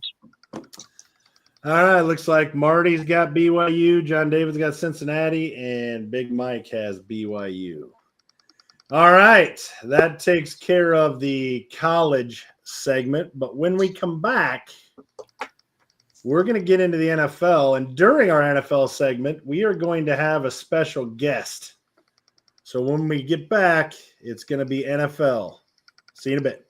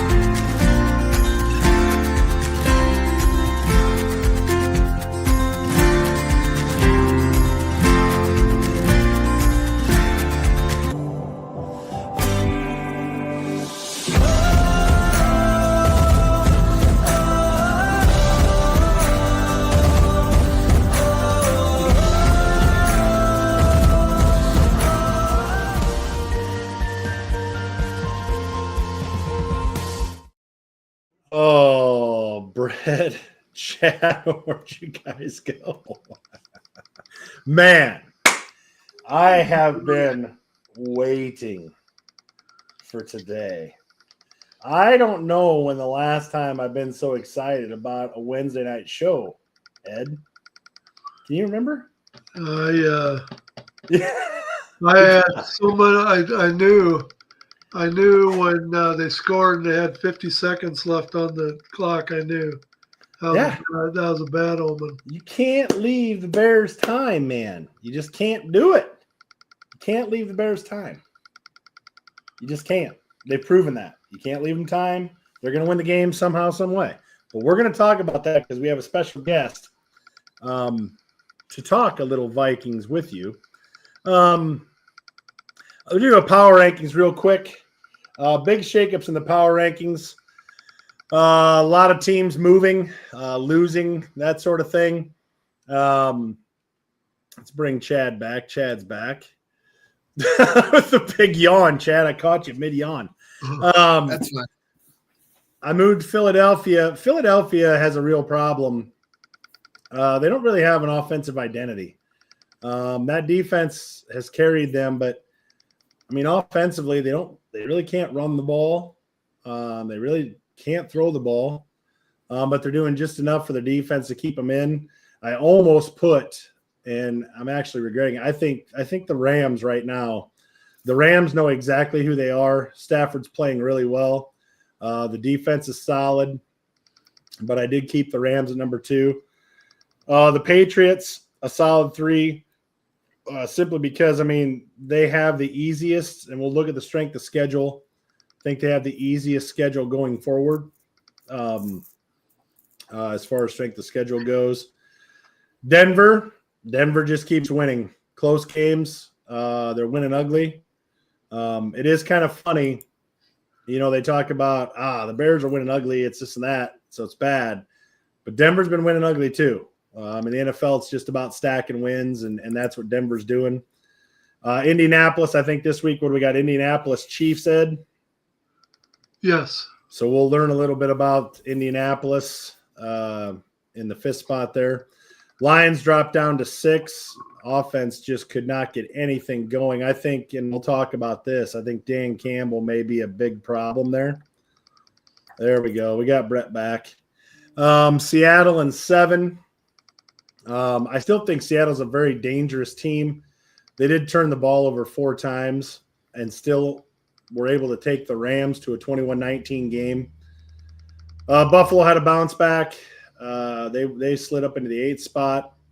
And there's San Francisco from in the hunt, clear to number 9. Why do you suppose that is, Brett? How did San Francisco jump all the way to number 9? Probably because they got Purdy back. and they looked phenomenal. I mean, Purdy did not miss a beat. That offense started to click. They put up, I don't know, what was it, 41 points. Best showing for San Francisco this year. So Purdy is back. By hook or by crook, I moved the Bears into the 10th spot. Could very easily have the Ravens in the 10th spot. You can flip-flop those. Like I said, I don't know if the Bears are a playoff team. They do have a path to the playoffs, and we'll talk a little bit about that if we get time. How does that song go? Eric? Moving on up, moving on up. 2 D's. The Jefferson baby. On up. Kansas City drops the 12th. I mean, Kansas City. Ooh. I mean, we'll talk a little bit about Kansas City again if we get time. I've got all sorts of numbers that put Kansas City. I mean, Kansas City's in real trouble. Green Bay, in the 13th hole. Green Bay is another one of those teams that I think LaFleur wants to run the ball. They don't have an offensive line designed to run the ball. Jordan Love does not look like the same quarterback. They really don't have an identity on offense. But I'm sure when they play the Bears twice, they'll look like Super Bowl contenders again. Tampa Bay in the 14th spot. I mean, I don't know what to think about Tampa Bay. I know they're injured. And they did play Buffalo close until the end. Buffalo pulled away. But I'm just not sure. What to think about Tampa Bay. And then the 3 in the Hunts. I mean, I think you're looking at the playoff teams here. I don't know how they'll finish, what order, this and that. But you got Jacksonville, Carolina, and the Chargers in the hunt as far as being in there. But so looking at that, we got the power rankings there. Here's the current playoff scenario as it sits. On the NFC side, you got Philadelphia at 1. Some really intriguing matchups here. You would have San Francisco going to LA. You would have Green Bay going to Chicago, and you would have Seattle going to Tampa Bay. But like I said, you could easily see a different, a whole different scenario there. Actually, maybe one team. I don't think Carolina, as we look at the strength schedule, Carolina is going to be dead in the water, so it's going to be Tampa Bay, regardless of what Tampa Bay's record is. Chicago, I still have the Lions winning the division, but right now it's Chicago in the 3 seed with the Lions on the outside looking in. But on the AFC side, Denver with the 1 seed now, but I could easily see that being New England. Jacksonville's in the 7 hole. Jacksonville would travel to New England. Chargers would travel to Indianapolis, and Buffalo would travel to Pittsburgh. But I don't believe Pittsburgh's going to be a playoff team when it's all said and done. And the Chargers and Jacksonville, I mean, we could see how I would say 2 of those teams maybe. Maybe Baltimore could see Kansas City. You never know how that's going to work out. But the AFC side is, I think, way more up in the air than the NFC side. But when I looked at the strength of schedule, here's how the strength of schedule works out for some of the teams. There's some non-playoff teams in there, but if you look at the top, as I said, Carolina with a tough strength of schedule left, which probably puts them out. But there's Green Bay and Chicago with the toughest strength of schedule left in the league, followed by playoff team Indianapolis. Of course, Washington and Texans, I think, are out. Arizona's out. Then the Chargers, then the Lions. And you go down to Seattle at 11, San Francisco at 12, Kansas City. Again, they're on the outside looking in right now. It doesn't get any easier for them. Pittsburgh, and then Baltimore. That's the top 15. Everybody else is on the bottom half of the strength of schedule when it comes to that. So if you don't see your team up there, they've got an easier road than these teams up here. So yeah, I mean, that's pretty much how the power rank is laid out. I mean, what do you think, guys? Where'd I get it right? Where'd I get it wrong? I'll put it back up there. Dissect it just a little bit. Ed, what do you think? Well, the Green Bay Packers are only 1 win against Minnesota away from the national media saying they're Super Bowl contenders again. So Correct. We know that.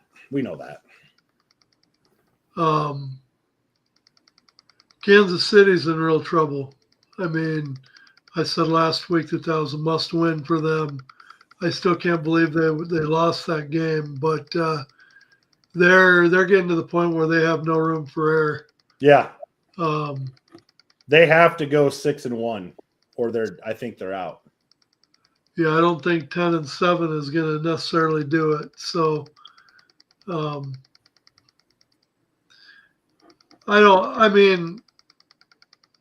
I could argue Detroit being in the top 6. I don't know that I agree with that. Like I told you, Detroit's not a road team. They proved it again against Philadelphia. Anemic offense. So once again, they go down. They put themselves in a position where, they get into playoffs. They're going to be a road team. That's all there is to it. Right. And they're not a road team. So having them at number 6, I'm not. I'd have them a little bit lower. Really can't argue. I mean, Baltimore, they're notorious every year for starting slow and getting hot towards the end of the season. And once again, they start 1-5 and now they're 5-5. So no, I really can't argue too much. I agree that LA is at least number 2. So yeah, and they could have easily been number 1. I mean, there's no question about it. Yeah. Chad, what do you think? I'm not a believer in the Colts yet. I have this prejudice against Daniel Jones. I mean, it's fun and everything. I just can't believe it's going to keep going. I laugh at AFC East fans who aren't New England fans. They gave you 5 years. You blew your 5 years. Now they're back. In San Francisco, I had a feeling when Brock came back, watch out. The Niners aren't out of this. I wouldn't put them out of the division yet. Certainly not out of the playoffs. And if they get in, watch out. Healthy. If they get in healthy. Yeah. They get in as healthy as on the better side of healthy. Yeah. At this point of the season, nobody's healthy. And at the end of that playoff time, nobody's healthy. Absolutely nobody. But hey, kudos to Mac Jones. He kept him in it. He kept him in it. But all this foolish talk that, they need to trade Brock Purdy away and keep Mac Jones, maybe that foolishness is going to subside now. For sure. Brett? But that's my thoughts. Brett? Man, this is pretty much spot on. And again, looking at this, 2 of the best teams might be one and done come playoff time, and it's because what Chad just mentioned. It's quarterback play. Seattle, to me, has been ultra impressive. Yeah. But unfortunately, Donald went Donald. He went full Donald. Yeah. And if he would have had just a decent game, they beat the Rams. He's got to take more sacks instead of forcing the football. He made some real dumb decisions. To me, the Colts in Seattle is a legitimate quarterback away from being a Super Bowl contender. They're not going to beat some of these teams that we're talking about with their current quarterbacks. I mean, look, I'm pulling for the underdog. I pull for Donald. I pull for Jones. Does Seattle or the Colts go after someone like Mac Jones, in off season? Do they? I mean, where are they going to be out on draft picks? I mean, it's obvious they've done a great job building those teams, but they've still got to find themselves a legitimate quarterback. Right. And on Baltimore, they still, yes, they're winning, but I'm not so sure that they're going to edge Pittsburgh out in that division. I'm really not. And God, we didn't before the season started, we didn't think the AFC North was going to be such a weak division. Right. Other than that, everything's really spot on. Look, the Bears. Look, three of us are Bears fans. We're having fun with it. It is what it is. Fun with it. We've been through hell. We've literally been through the gates of hell and back a couple times with this team. It's nice to see that I think we've got our coach of the future. We possibly finally got a quarterback. You know how I am about defense and where I think we need to improve. We could be a year or two from being a legit contender, but we're not there yet. And I don't, with our strength, look, we've had an easy schedule, and me and Ed and me and a few people have talked about this. It's not easy no more. I mean, at 7-3, if we could go 4-3 to finish the season, I would be ecstatic.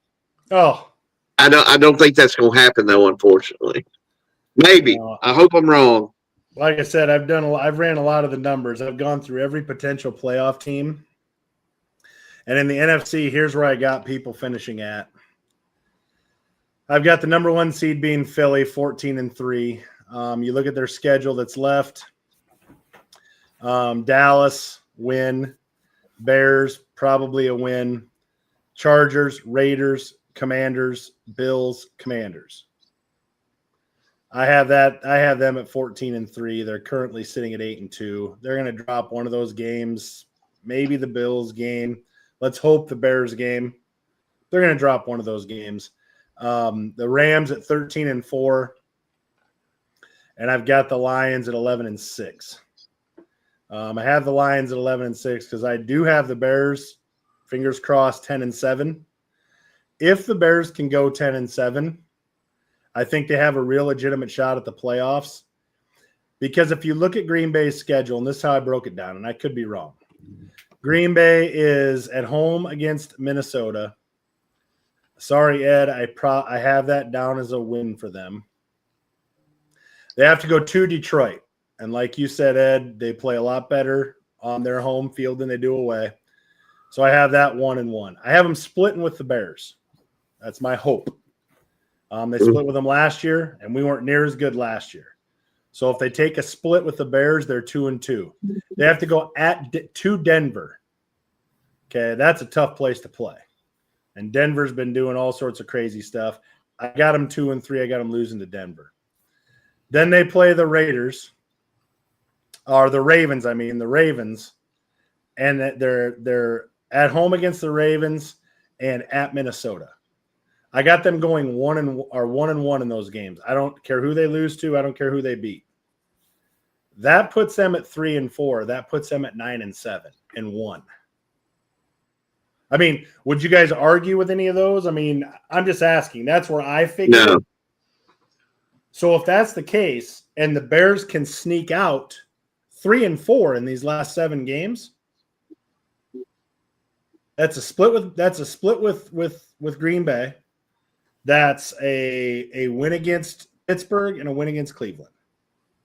That's not a tall task. I'm not saying they're going to do it, but that's not that would be the 3 games I would think that they could win. Right. Yeah. Right. And if they happen to sneak out another game for whatever reason, that puts them at 11. That would definitely put them in the playoffs. But I've got Seattle in at 12-5. Tampa Bay is in based on winning the division at 11-6. So that leaves 3 spots. Actually, that leaves 2 spots for Green Bay, Chicago, or the 49ers. I've got the 49ers at 11-6. That would put them in. That comes down to Chicago and Green Bay. Right now, I've got Chicago at 10-7, Green Bay 9-7-1. That one tie to Dallas could end up screwing Green Bay, and that I would love nothing more than for that to happen. On the AFC side of it, I got the Pats, the 1 seed at 14-3, Denver, the 2 seed at 13-4, Indy, the 3 seed at 12-5, the Bills at 12-5. I've got the Ravens. The Ravens is the one that's in automatic by winning their division. I have them winning the division 11-6. And then I've got the Jags at 11-6, and I've got this is crazy, but I've got the Chargers at 10-7, and I've got Kansas City at 10-7. Kansas City and the Chargers play again. The Chargers won the first time. And right now, Ed and I talked about this on Monday because it will be in conference schedule. What did I say, Ed? The Chargers are like the Chargers are like 4-2 or something like that. 6-2, 6-2, I think, or something like that. The Kansas City AFC is record 2-4. is abysmal. So yeah, they can't afford to be tied with many teams. Yeah, to get that last playoff spot because their tiebreaker will never hold up. Even if Kansas City were to beat the Chargers in the second game, the Chargers would still hold the tiebreaker, which would leave Kansas City on the outside looking in. So that's the teams I have in there. That's the schedules that I went through, kind of playing it. I mean, does anything sound fishy to you guys? I mean, do you think if I said it's the Pats, Denver, Indy, Ravens, Bills, Jags, and Chargers, and that would be the order from 1 to 7? I just don't see how Kansas City's not going to make the playoffs, but it might happen. Well, I got them at 10-7, but with tiebreakers, it would go to the Chargers if the Chargers can get to 10-7. If the Chargers can't get to 10-7, then Kansas City would be in with a 10-7 mark because I got Pittsburgh finishing at 9-8. I think the Ravens are going to take them out. The problem is as we all like to keep holding on to Kansas City, that they're going to be in, they're going to be in, they're going to be in. The fact is that all the time we've been saying this, they're still 5-5, and that's with the easiest part of their schedule done. Right, done. So, to think that all of a sudden they're going to find pay dirt and all of a sudden they're going to, run the table with their last remaining 7 games isn't very realistic. So, I mean, when you're 5-5, a couple more losses put you on the brink of not making it now. So, yeah, and Kansas City, they kind of made their own bed. Kansas City, I mean, they have the schedule to do it. They're at home against the Colts. They're at Dallas, which Kansas City's defense is leaking. Dallas plays a lot better at home than they do away. They're at home against the Texans, at home against the Chargers. They're at the Titans. That's a nothing burger. At home against Denver again. And then at the Las Vegas Raiders. So Kansas City has a schedule that if they can somehow right the ship, I've got them sitting at 10-7. I think the Colts beat them, and I think Denver beats them, or the Chargers beat them. If all 3 of those teams do, then they got 8 losses and they're done. But if they can win one of those games, I think they win the rest of them. That's where I came up with 10-7. So Kansas City's on the brink of really a monumental, the old runner-up in the Super Bowl collapse type of season. So, well, that would be crushing. It would be, not to me, but I'm sure it would be crushing to Kansas City Chiefs fans for sure. There's no doubt. Jay, we don't have time to go over everything that he just said. What did I miss on the NFL side? My wife made me go to freaking McDonald's. The nice thing for you, Buffalo's gonna win it all, Jay. That's what you missed. Yeah, that's what you missed. Are you? What do you think, Ed? Should we just bring on our guest? You take the show over for a little bit, and we'll bring on our guest, or do you want to cover everything else first and bring on our guest last? So, what do you want me to hit one of the hot topics while you're? Yeah, I'll hit one of the hot topics. I'll go get our guest, and you hit the hot topic. And let's hit hot topic number 1. And once again, I'm going to bring it up because I see it happen all the time.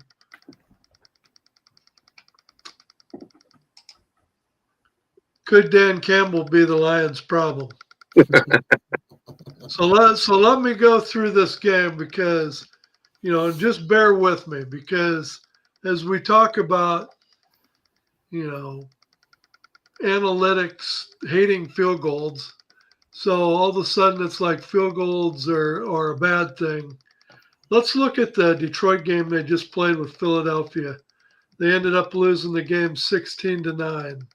But there was 5 times that Dan Campbell went for it on 4th down and didn't get it. And let's talk about what that probably cost him. In the second quarter, he went for it on his own 48 on 4th and 1 and didn't get it. He lucked out. That didn't cost him anything.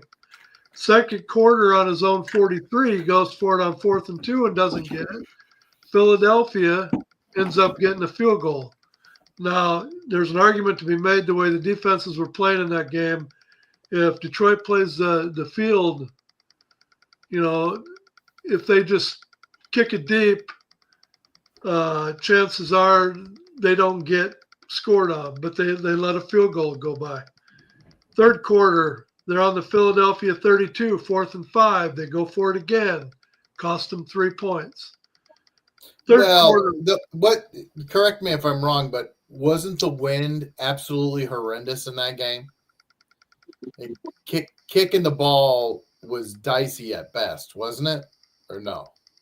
Well, they did show pregame. They did show pregame some of those kicks. So, I give you that. Third quarter, again, they were at the Philadelphia 3, 4th and 3. They went for it, cost them 3 points. Third quarter, they were on the Philadelphia 45, 4th and 3. Instead of playing field position, they went for it, didn't get it. Philadelphia goes down and kicks a field goal. So you're talking a game that ended up 16-9, that if you add 2 field goals to Detroit and take away 2 field goals from Philadelphia, it ends up Detroit winning that game 15-10. So, I mean, at what point do the players, if I'm a player in the locker room and I'm going through my week of prep and I'm playing a tough game like this, you're on the road. How many of these games where you go 0 for 5 going for it on 4th down, when you can sit down and do the easy math and say to yourself, well, if I had just kicked field goals, we'd have won that game? How long before he starts losing the locker room? Well, what I would say is that it's all about timing and circumstance. So when you're doing this in bad weather on the road against, arguably the best defense in the NFL, probably not a good idea. And you should take the points when you can get them. When you're at home and you're more comfortable, or if you're playing on the road someplace and the weather's good, that's another, that's a different matter entirely. But with that weather, if he can kick a field goal, he needed to kick field goals. I'm not saying they would have made him. I mean, the wind was horrendous, but I don't disagree with you. When does he lose the locker room? I think he's got a lot of rope. Well, I know he's got a lot of media rope because all they talk about is how great of a coach Dan Campbell is. But at the end of the day, when you're an offense and you're on the field and you drive the ball into scoring position, and your head coach keeps going for it on 4th down and you jog off the field, once again, a long drive ends up with 0 points. That weighs on you after a while. And I don't know. I just, for whatever reason, the NFL just thinks that kicking field goals is a bad thing right now. And I don't get it. Don't understand it. I mean, punting's bad. I'm an old school guy, and it just, I talked to a buddy the other night. I mentioned today the Vikings fan. And, I don't have a problem pulling for Detroit when the Bears are bad. The Detroit fans have been through enough. But this is 3 years now that we feel like this is Detroit's window to compete for a championship. and he just can't get out of his own way. He just, to me, Sunday night, he really came off as a total ass clown. And at times I was embarrassed for him. I mean, look, they've built a really good roster there. And the players like him. He's a player's coach. He's a rah-rah guy. He reminds me of the Ed Orgeron of the NFL. Problem is, he's not an X's and O's guy. And to see him on the sidelines calling the plays, it made me cringe. I'm just going to be honest. And I could be totally off point. I could be totally wrong. But I couldn't really agree with you anymore, Ed. It's just, You can look at the last 3 years now and say it could have very easily been Detroit's year. And yeah, you go 3 years in a row now.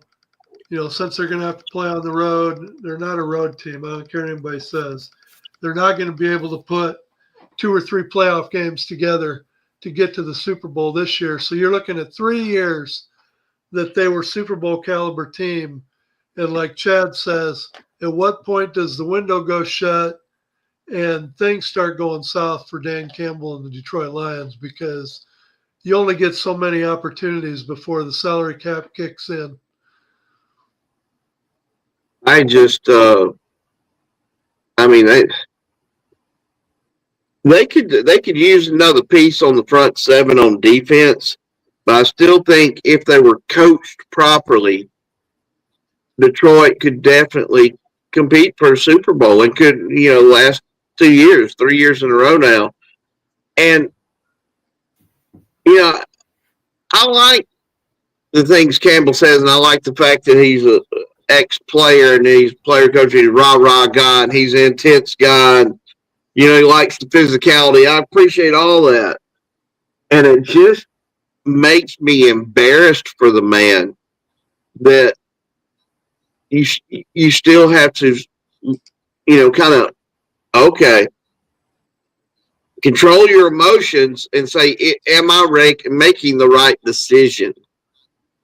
And it's just like telling a quarterback, it's just like Sam Darnold. It's okay, like you said, Chad, to take a sack. It's okay to throw the ball away occasionally, as opposed to having 4 or 5 interceptions. It's okay to take a field goal. It's okay to punt. Because you know what? When the weather's bad and the weather changes like it does at the end of each season and you're playing outdoors, you're not going to have a lot of these 45 to 40 games and 38, 35 games. Every point is vital, is crucial. And I'm just, like I said, I was embarrassed when I saw the press conference about him taking over play calling duties. I was embarrassed watching him call plays, and I was embarrassed for him with every decision he made pretty much Sunday night. So that's where I'm at. And I'm not, like I said, I'm pulling. If Chicago can't win it, I ain't got a problem with Detroit winning it. I'm not hating on them. So I see that Eric must be taking a break, but I see that the guest has popped on. So let's go to our next topic, a Bears-Vikings recap. I can only imagine what this dude's going to say, but let's bring him on. Oh, yeah. My bottom line, boys. It's been a long time with the Macho Man, but here we are, baby. Big Daddy Ed, I watched the bottom line last week, and all I heard from you was, all the Macho Man heard from you was, I can't wait. I got this all prepared. I'm going to be smoking a cigar. What are you smoking the cigar for, Big Daddy Ed? The Bears pulling the win out at the end? What you got for me? Big Daddy? I got nothing. I knew. The Macho Man knew. J.J. McCarthy, probably the worst quarterback in the NFL, drives him down. 17-16. My buddy, the wig wearing, cigar smoking. let me down this week. So you're on your own, man. I'm going to let you just do it. I said to myself, it's 17-16. I see the purple pukesters to my right, and I see the purple pukesters to my left, and I said, you know what? 50 seconds left. Just like the Macho Man when he takes the title and he raises it up. The Bears got this, and guess what?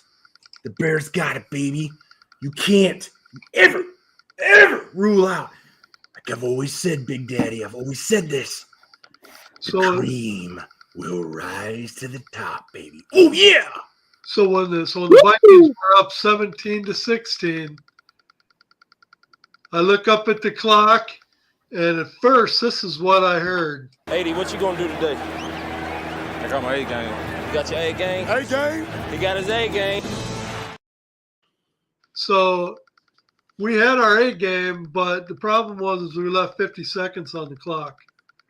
And our special teams didn't have their A game, so there you go. And then my man, Duvernay. Slice the upright by 4 inches And then to guess get what? the win. And then guess what?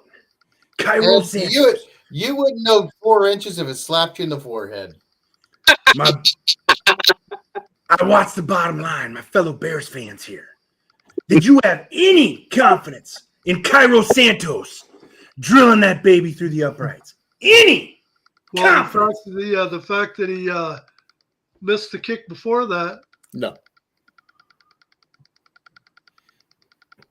Definitely. It was going in. I'll tell you As what I I had sat there- confidence in. I had confidence the Bears were going to find a way to lose, and they found a way to win. No. This is a different Bears team, Chad. You've got to embrace it, baby. Good, better, best. That's the Macho Man. That's Ben Johnson. Ben Johnson is the man. Listen, I know all you Bears fans out there are not like me.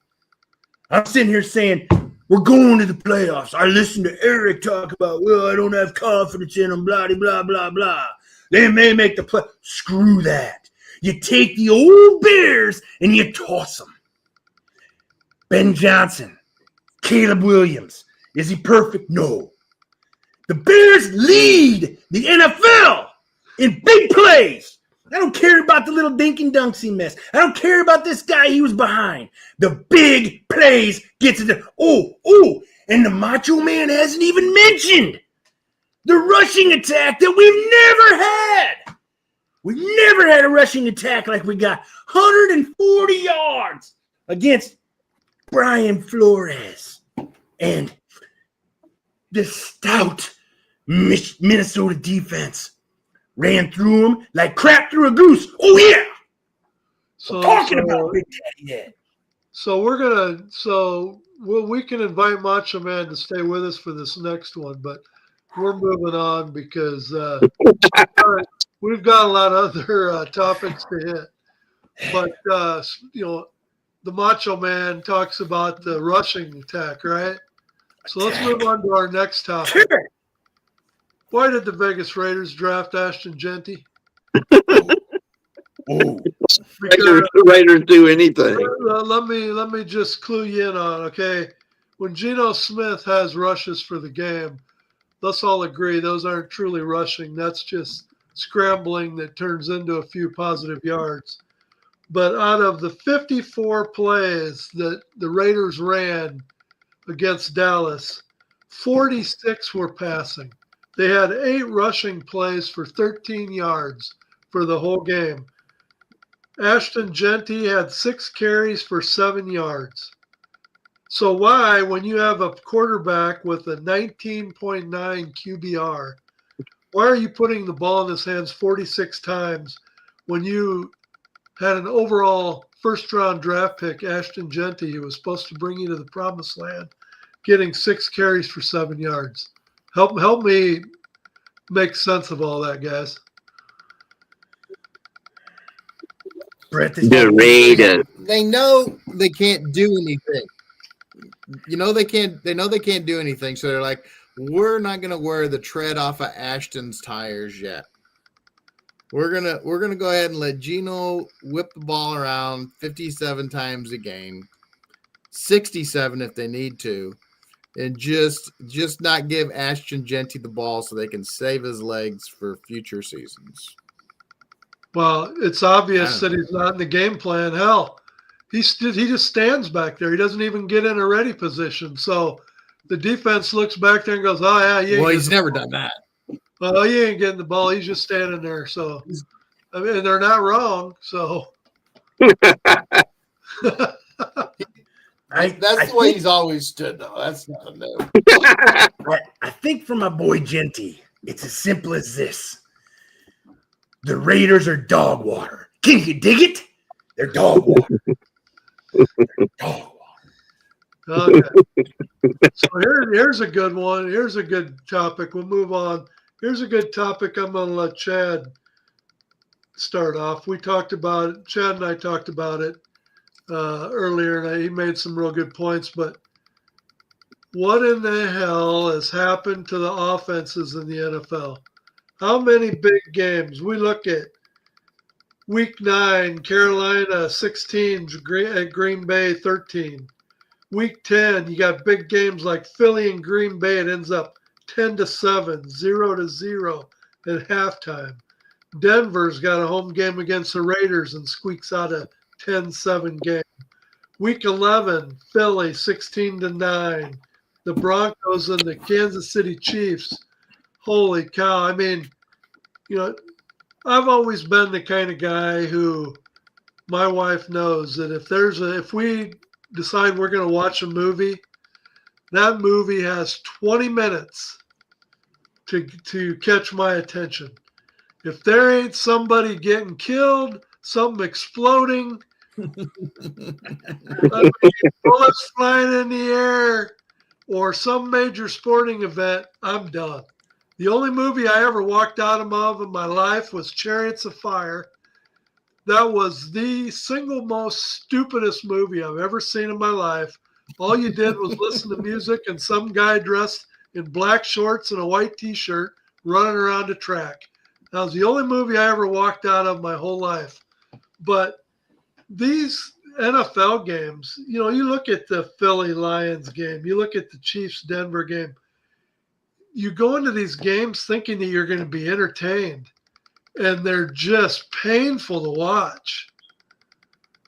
I mean, Chad, what's your opinion on what's happened to the offenses in the NFL? Well, I think overall play is really dropped off in the NFL, both sides of the ball. But offense specifically, I think it's because lack of all the practice time and the continuity that gets built up in training camp. There's no 2-a-days in training camp. They can't hit. They can't do anything.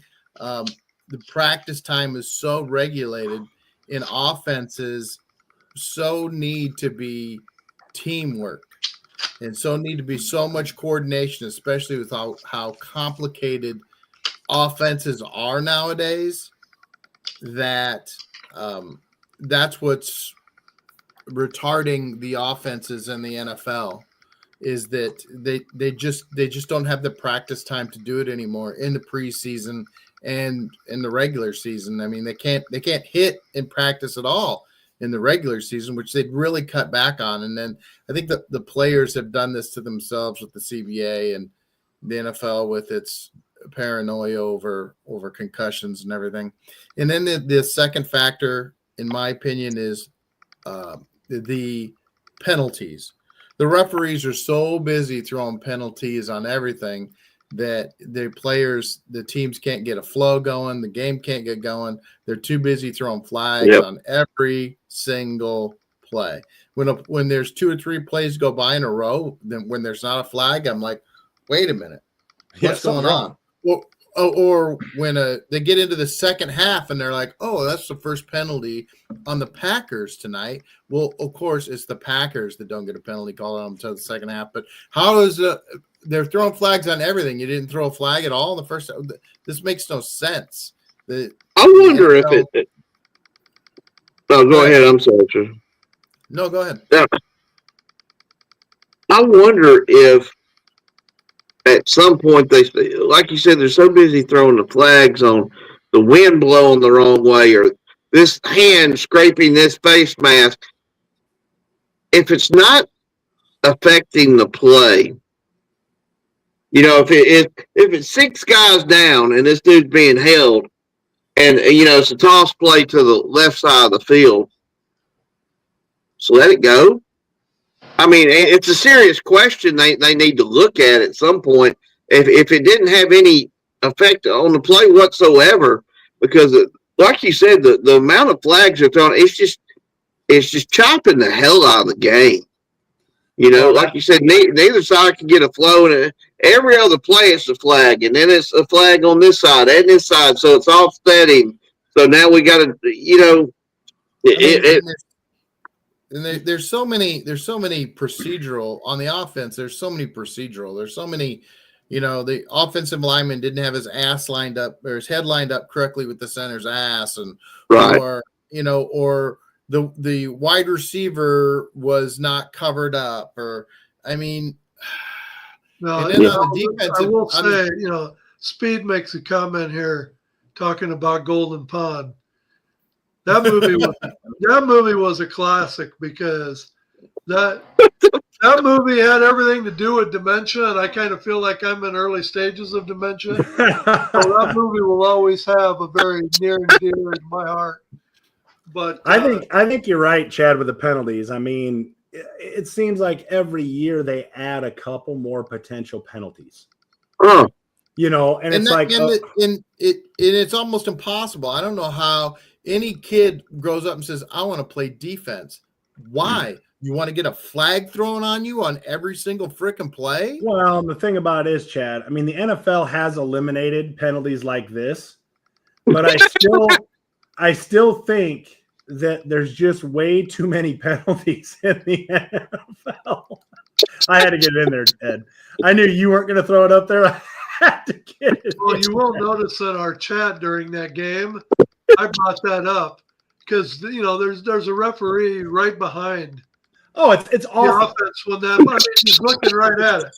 That reminds me of Minnesota at LA last year when Darnold had his helmet completely turned around. Yeah. The face mask was on the back of his head, and the referee's standing right there and doesn't call anything. Yeah. The referee's literally like 3 foot or 4 foot away from that.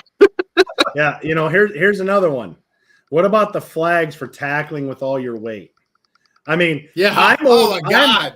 That's the Aaron Rodgers rule that started when the Minnesota player broke his collarbone. That is the Aaron Rodgers rule.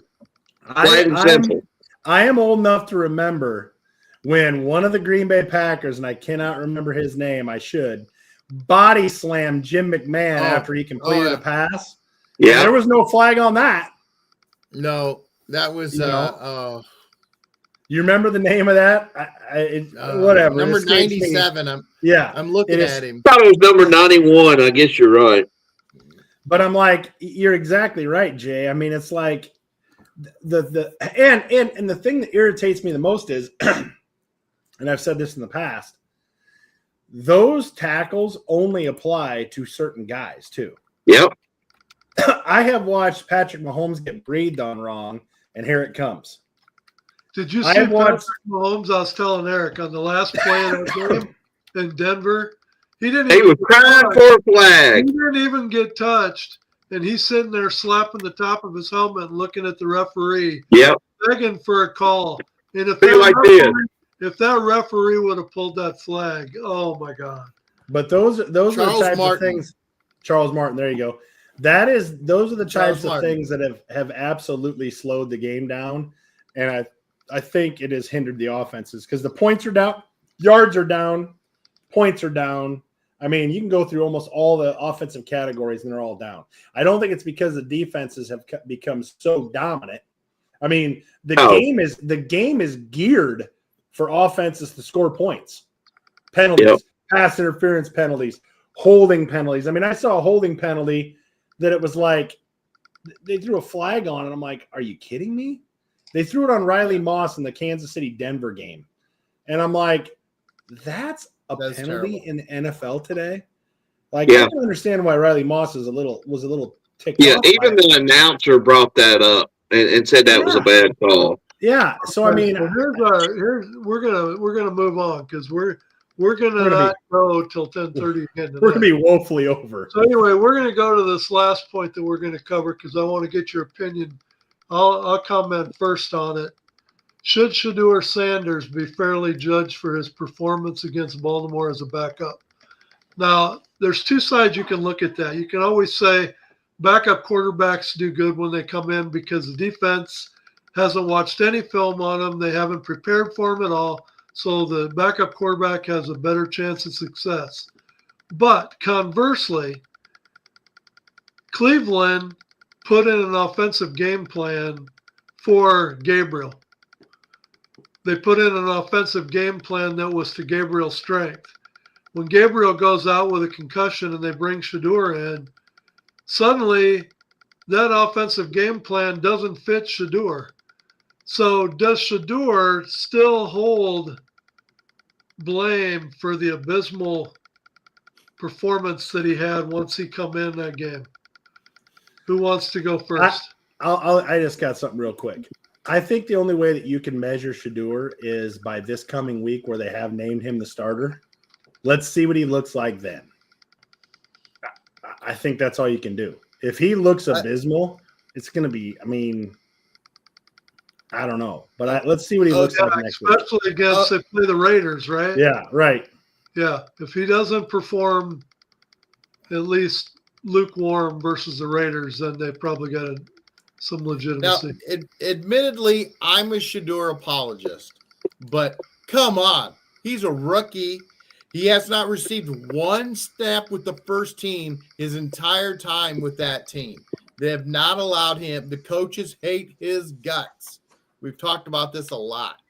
The coaches, I think, will go out of their way to make sure he plays bad this week. They hate him so bad. You think they're going to prepare him correctly? And it was his first snaps in the NFL, in a real NFL game. This weekend, I don't think the coaches are gonna be into this. I think they're gonna do this Nagy style.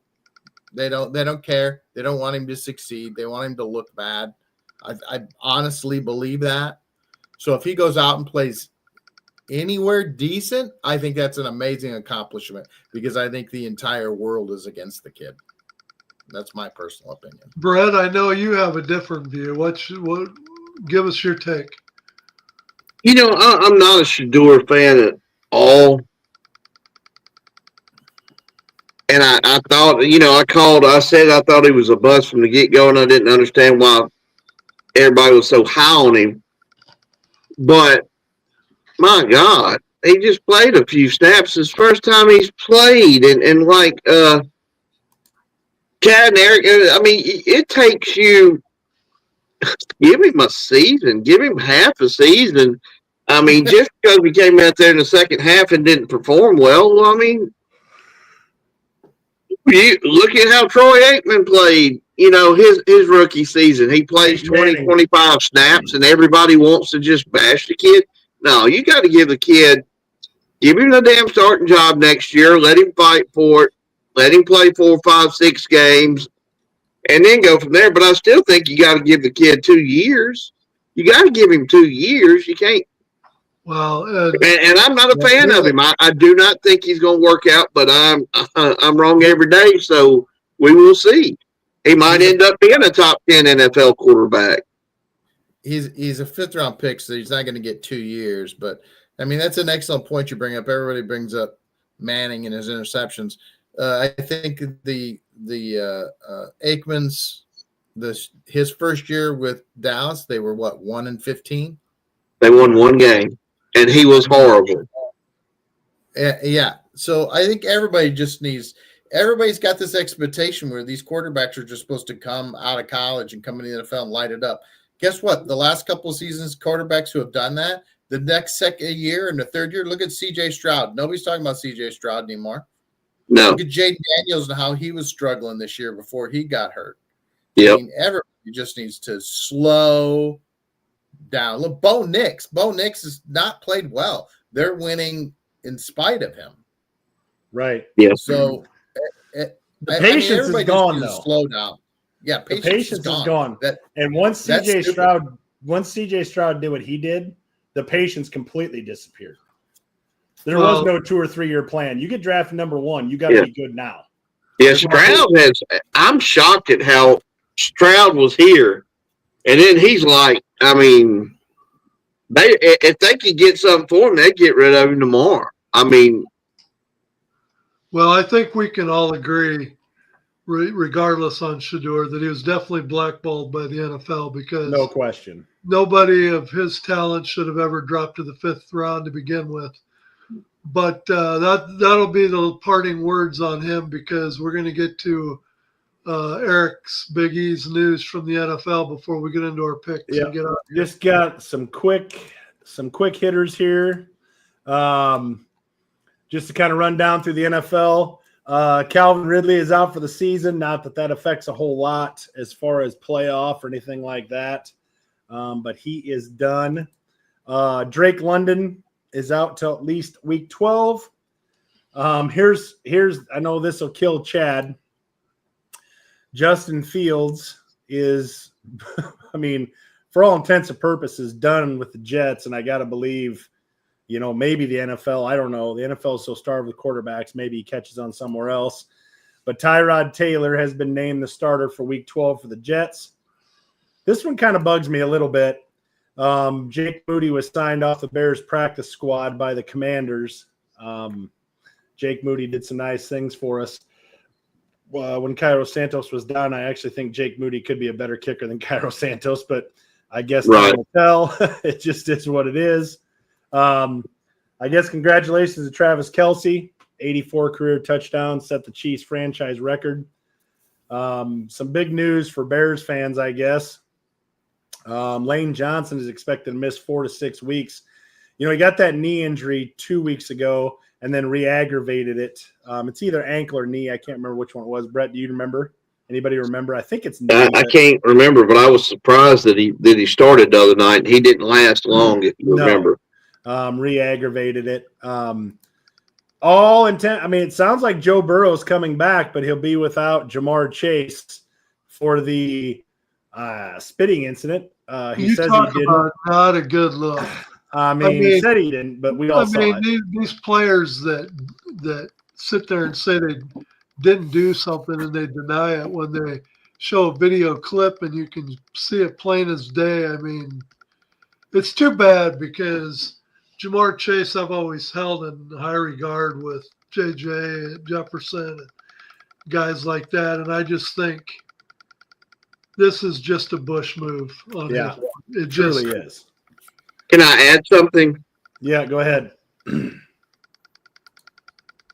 LSU players will LSU. I knew that was coming. I knew that. I told Ed that when I put this out there. I'm like, that's exactly what Brett is going to say. He's an LSU guy. Doesn't surprise me one bit. It doesn't surprise me one bit. He just went LSU, just like Cat Williams said. Everybody got mad because the Tiger attacked Siegfried and Roy, and he said, that Tiger didn't go crazy. That Tiger went Tiger. Yeah. He went LSU. Yes. Yes, Jay. Congratulations. Josh Allen did have 6 touchdowns on Sunday. I believe 3 throwing and 3 rushing. Yeah, thanks, Jay, because I've got him on my fantasy team. Yeah, no doubt, right? And also, Brett, the thicker kicker. Yeah. Had a pretty good week, didn't he? Yeah. Us big old boys can still kick the ball around. I'm just saying. The thicker kicker. I still cannot believe the St. Louis Rodrigo Blankenship is not back in the NFL. That's Yeah, let's talk about being blackballed, evidently. Yeah, no doubt. Yeah. Real last one here. I don't know if this has ever happened. I didn't look it up. I should have.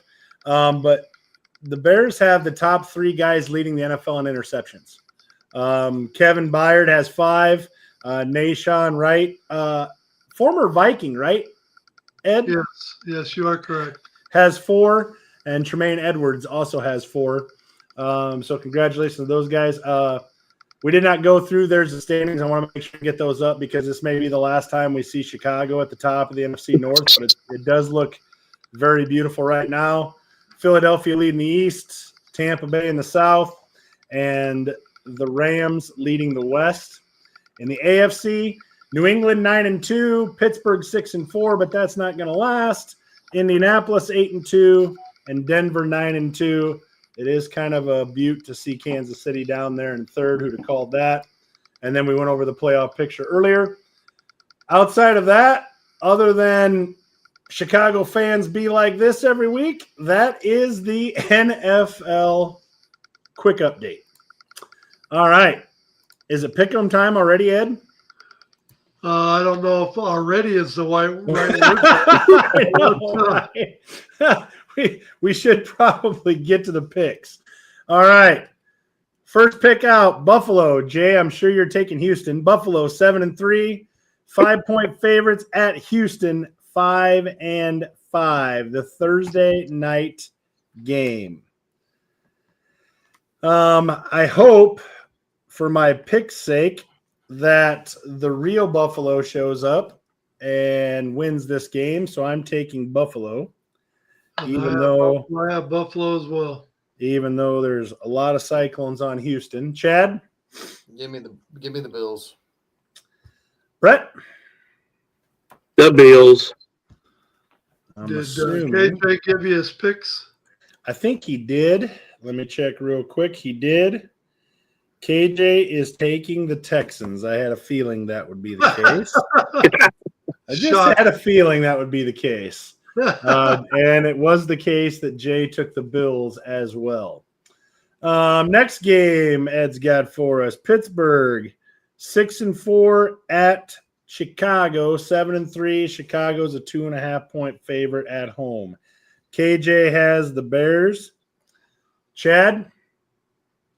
If Aaron Rodgers plays, Pittsburgh will win. If he doesn't play, Chicago will win. Can I go with that? I don't believe so. I don't believe so. Give me Chicago. Not happy about it. Brett? Steelers by 50. I hope you're ganking it there. By 50. I took Minnesota this last week, and I shouldn't have. I am taking Chicago. Ed? Unless no, don't take Chicago. Don't take Chicago. I can't believe it's like shaking me to my core that I would even consider this. But I actually have Chicago going to 8-3 with a win here. Wow. Why does it shake you to your core? I root for Minnesota. I just can't stand Green Bay. Is Chicago your I can't stand team or what? I just think Aaron Rodgers is even I don't think he will play, but even if he does play, he's not going to be thinking about his progressions. He's going to be thinking, how do I get rid of this ball without my wrist getting killed? I hope so. It's not a good scenario. I think Chicago's going to. I hope you're right. Chicago doesn't have a pass rush, so he shouldn't be too scared. He should be okay. Henry took the Bears. Big Mike took the Bears. And Jay took the Bears. Next game, Indianapolis, 8-2 at Kansas City, 5-5. Kansas City is a 3.5-point favorite at home. Ed, who you got? Well, I took Kansas City, but I think that how many times is Kansas City going to be able to underperform before the crowd starts turning on them? Ooh. Look at Minnesota when J.J. McCarthy was stinking it up. The fans let him know about it. Big time. The Chief fans have been pretty spoiled, but if they were to take another home loss this week versus the Colts, I could see the crowd starting to get ugly. But I'm taking Kansas City in this one. Brett? Just compare the two quarterbacks. I mean, I'm sorry. I'm not pulling for Kansas City, but Kansas City's going to win this game. I'm taking Kansas City as well, and I do use the quarterback thing quite often. Chad? Well, I tell you what, I've done a 180. I'm all in on the Kansas City implosion. Give me the Colts. I'm rooting for the Colts. I hope my pick is wrong. KJ Same. KJ took the Chiefs as well. Jay has the Colts. Big Mike, Kansas City, and he must win. Must win. And Henry has Indianapolis. Next game, Philadelphia. Must be scraping the barrel. 8-2, 3.5-point favorites. So this is what we're talking about when you're talking about the offense. Philadelphia is only a 3.5-point favorite at Dallas. 3-5-1. Sunday at 3:25. And you listen to some of the shows, man. Dallas beats the Raiders, and you would have thought they're Super Bowl contenders again. Here they come. Dallas is back, baby. Look at them. Actually, Ed, you have their score wrong. They're 4-5-1. I just caught that. That's on you, bud. Sorry. Oh, sorry. I'm taking Philadelphia. I don't think Dallas can put that many points up on Philly's defense, but we'll see. Brett.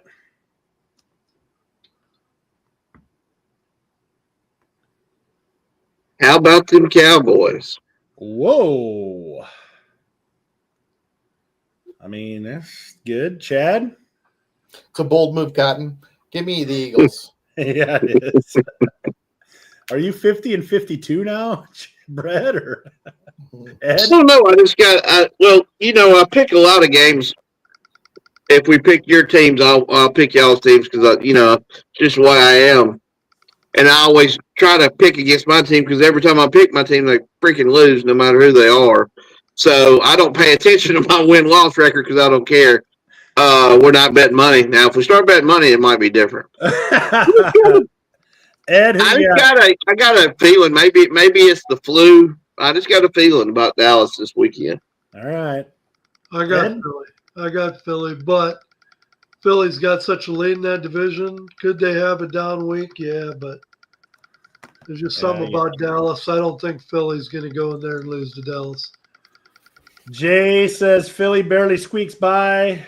Henry, Dallas, because it's my team. And Big Mike's going with Philly. At least he's honest. Last game, Tampa Bay 6-4 at the LA Rams. 8-2. Rams are a 7-point favorite. I don't see any reason to go against Matthew Stafford at this point. I'm taking the Rams. Chad?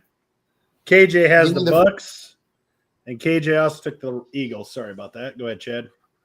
Sorry, give me the fancy goats. The fancy goats. Brett? Rams. Tampa close, but no cigar. Yeah, I mean, Tampa will keep it close, I think. I think it's going to be the Rams, and I don't think it will be close. Uh-oh. It is at LA. They got to come clear across the country, so we'll see. Oh, that's the last game. There it is. Yeah, who's playing Monday night, fellas? Rams. Jay has the Rams. Henry plays the Rams. Has the Rams. What is the Monday night game? We didn't pick it, did we? No. Somebody in the comments section. San Francisco. Who? Carolina, San Francisco. Carolina, San Francisco. Yeah. What's this I see, Eric, about next weekend? You're supposed to, not this weekend, but next weekend, you guys are going to have a blizzard come through your area. They're saying you could get anywhere from 2 feet to some parts of Iowa get 3 feet of snow. Wow. I don't pay close enough attention to it, but God damn, Chad, I hope they're wrong. starting Saturday and going into Monday, Northwest Iowa is supposed to get 1 to 2 feet, and north central, northeastern Iowa could get 2 to 3 feet.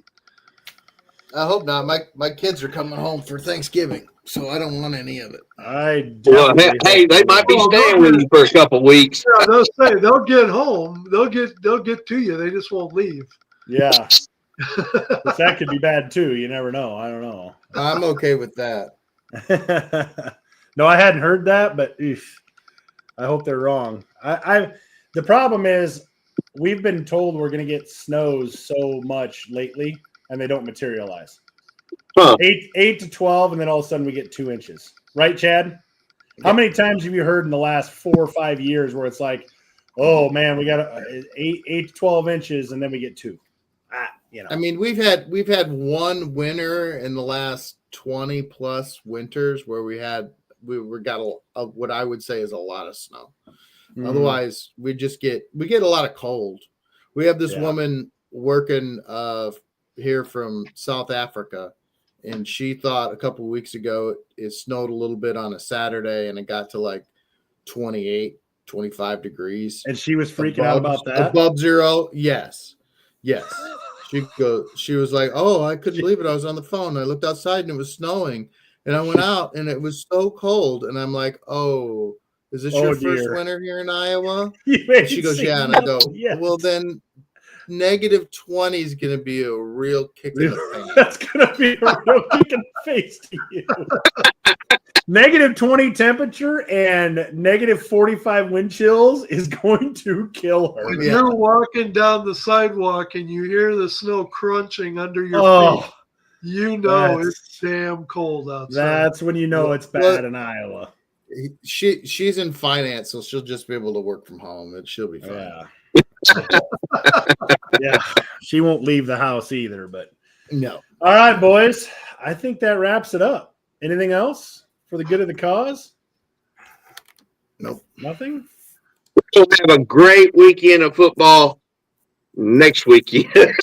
Let's get through this weekend. Yeah, no doubt. No doubt. Hey, go Bears. Bear down. Please. Give us a follow, give us a like. We appreciate everybody for watching us each and every week. And we'll try. Football, everybody. We try to shorten it up as much as we can, and we still end up clear over. So, well, we had a guest on tonight that got kind of windy. So, yeah, what do you do? All right. Well, see everybody next week. And that's the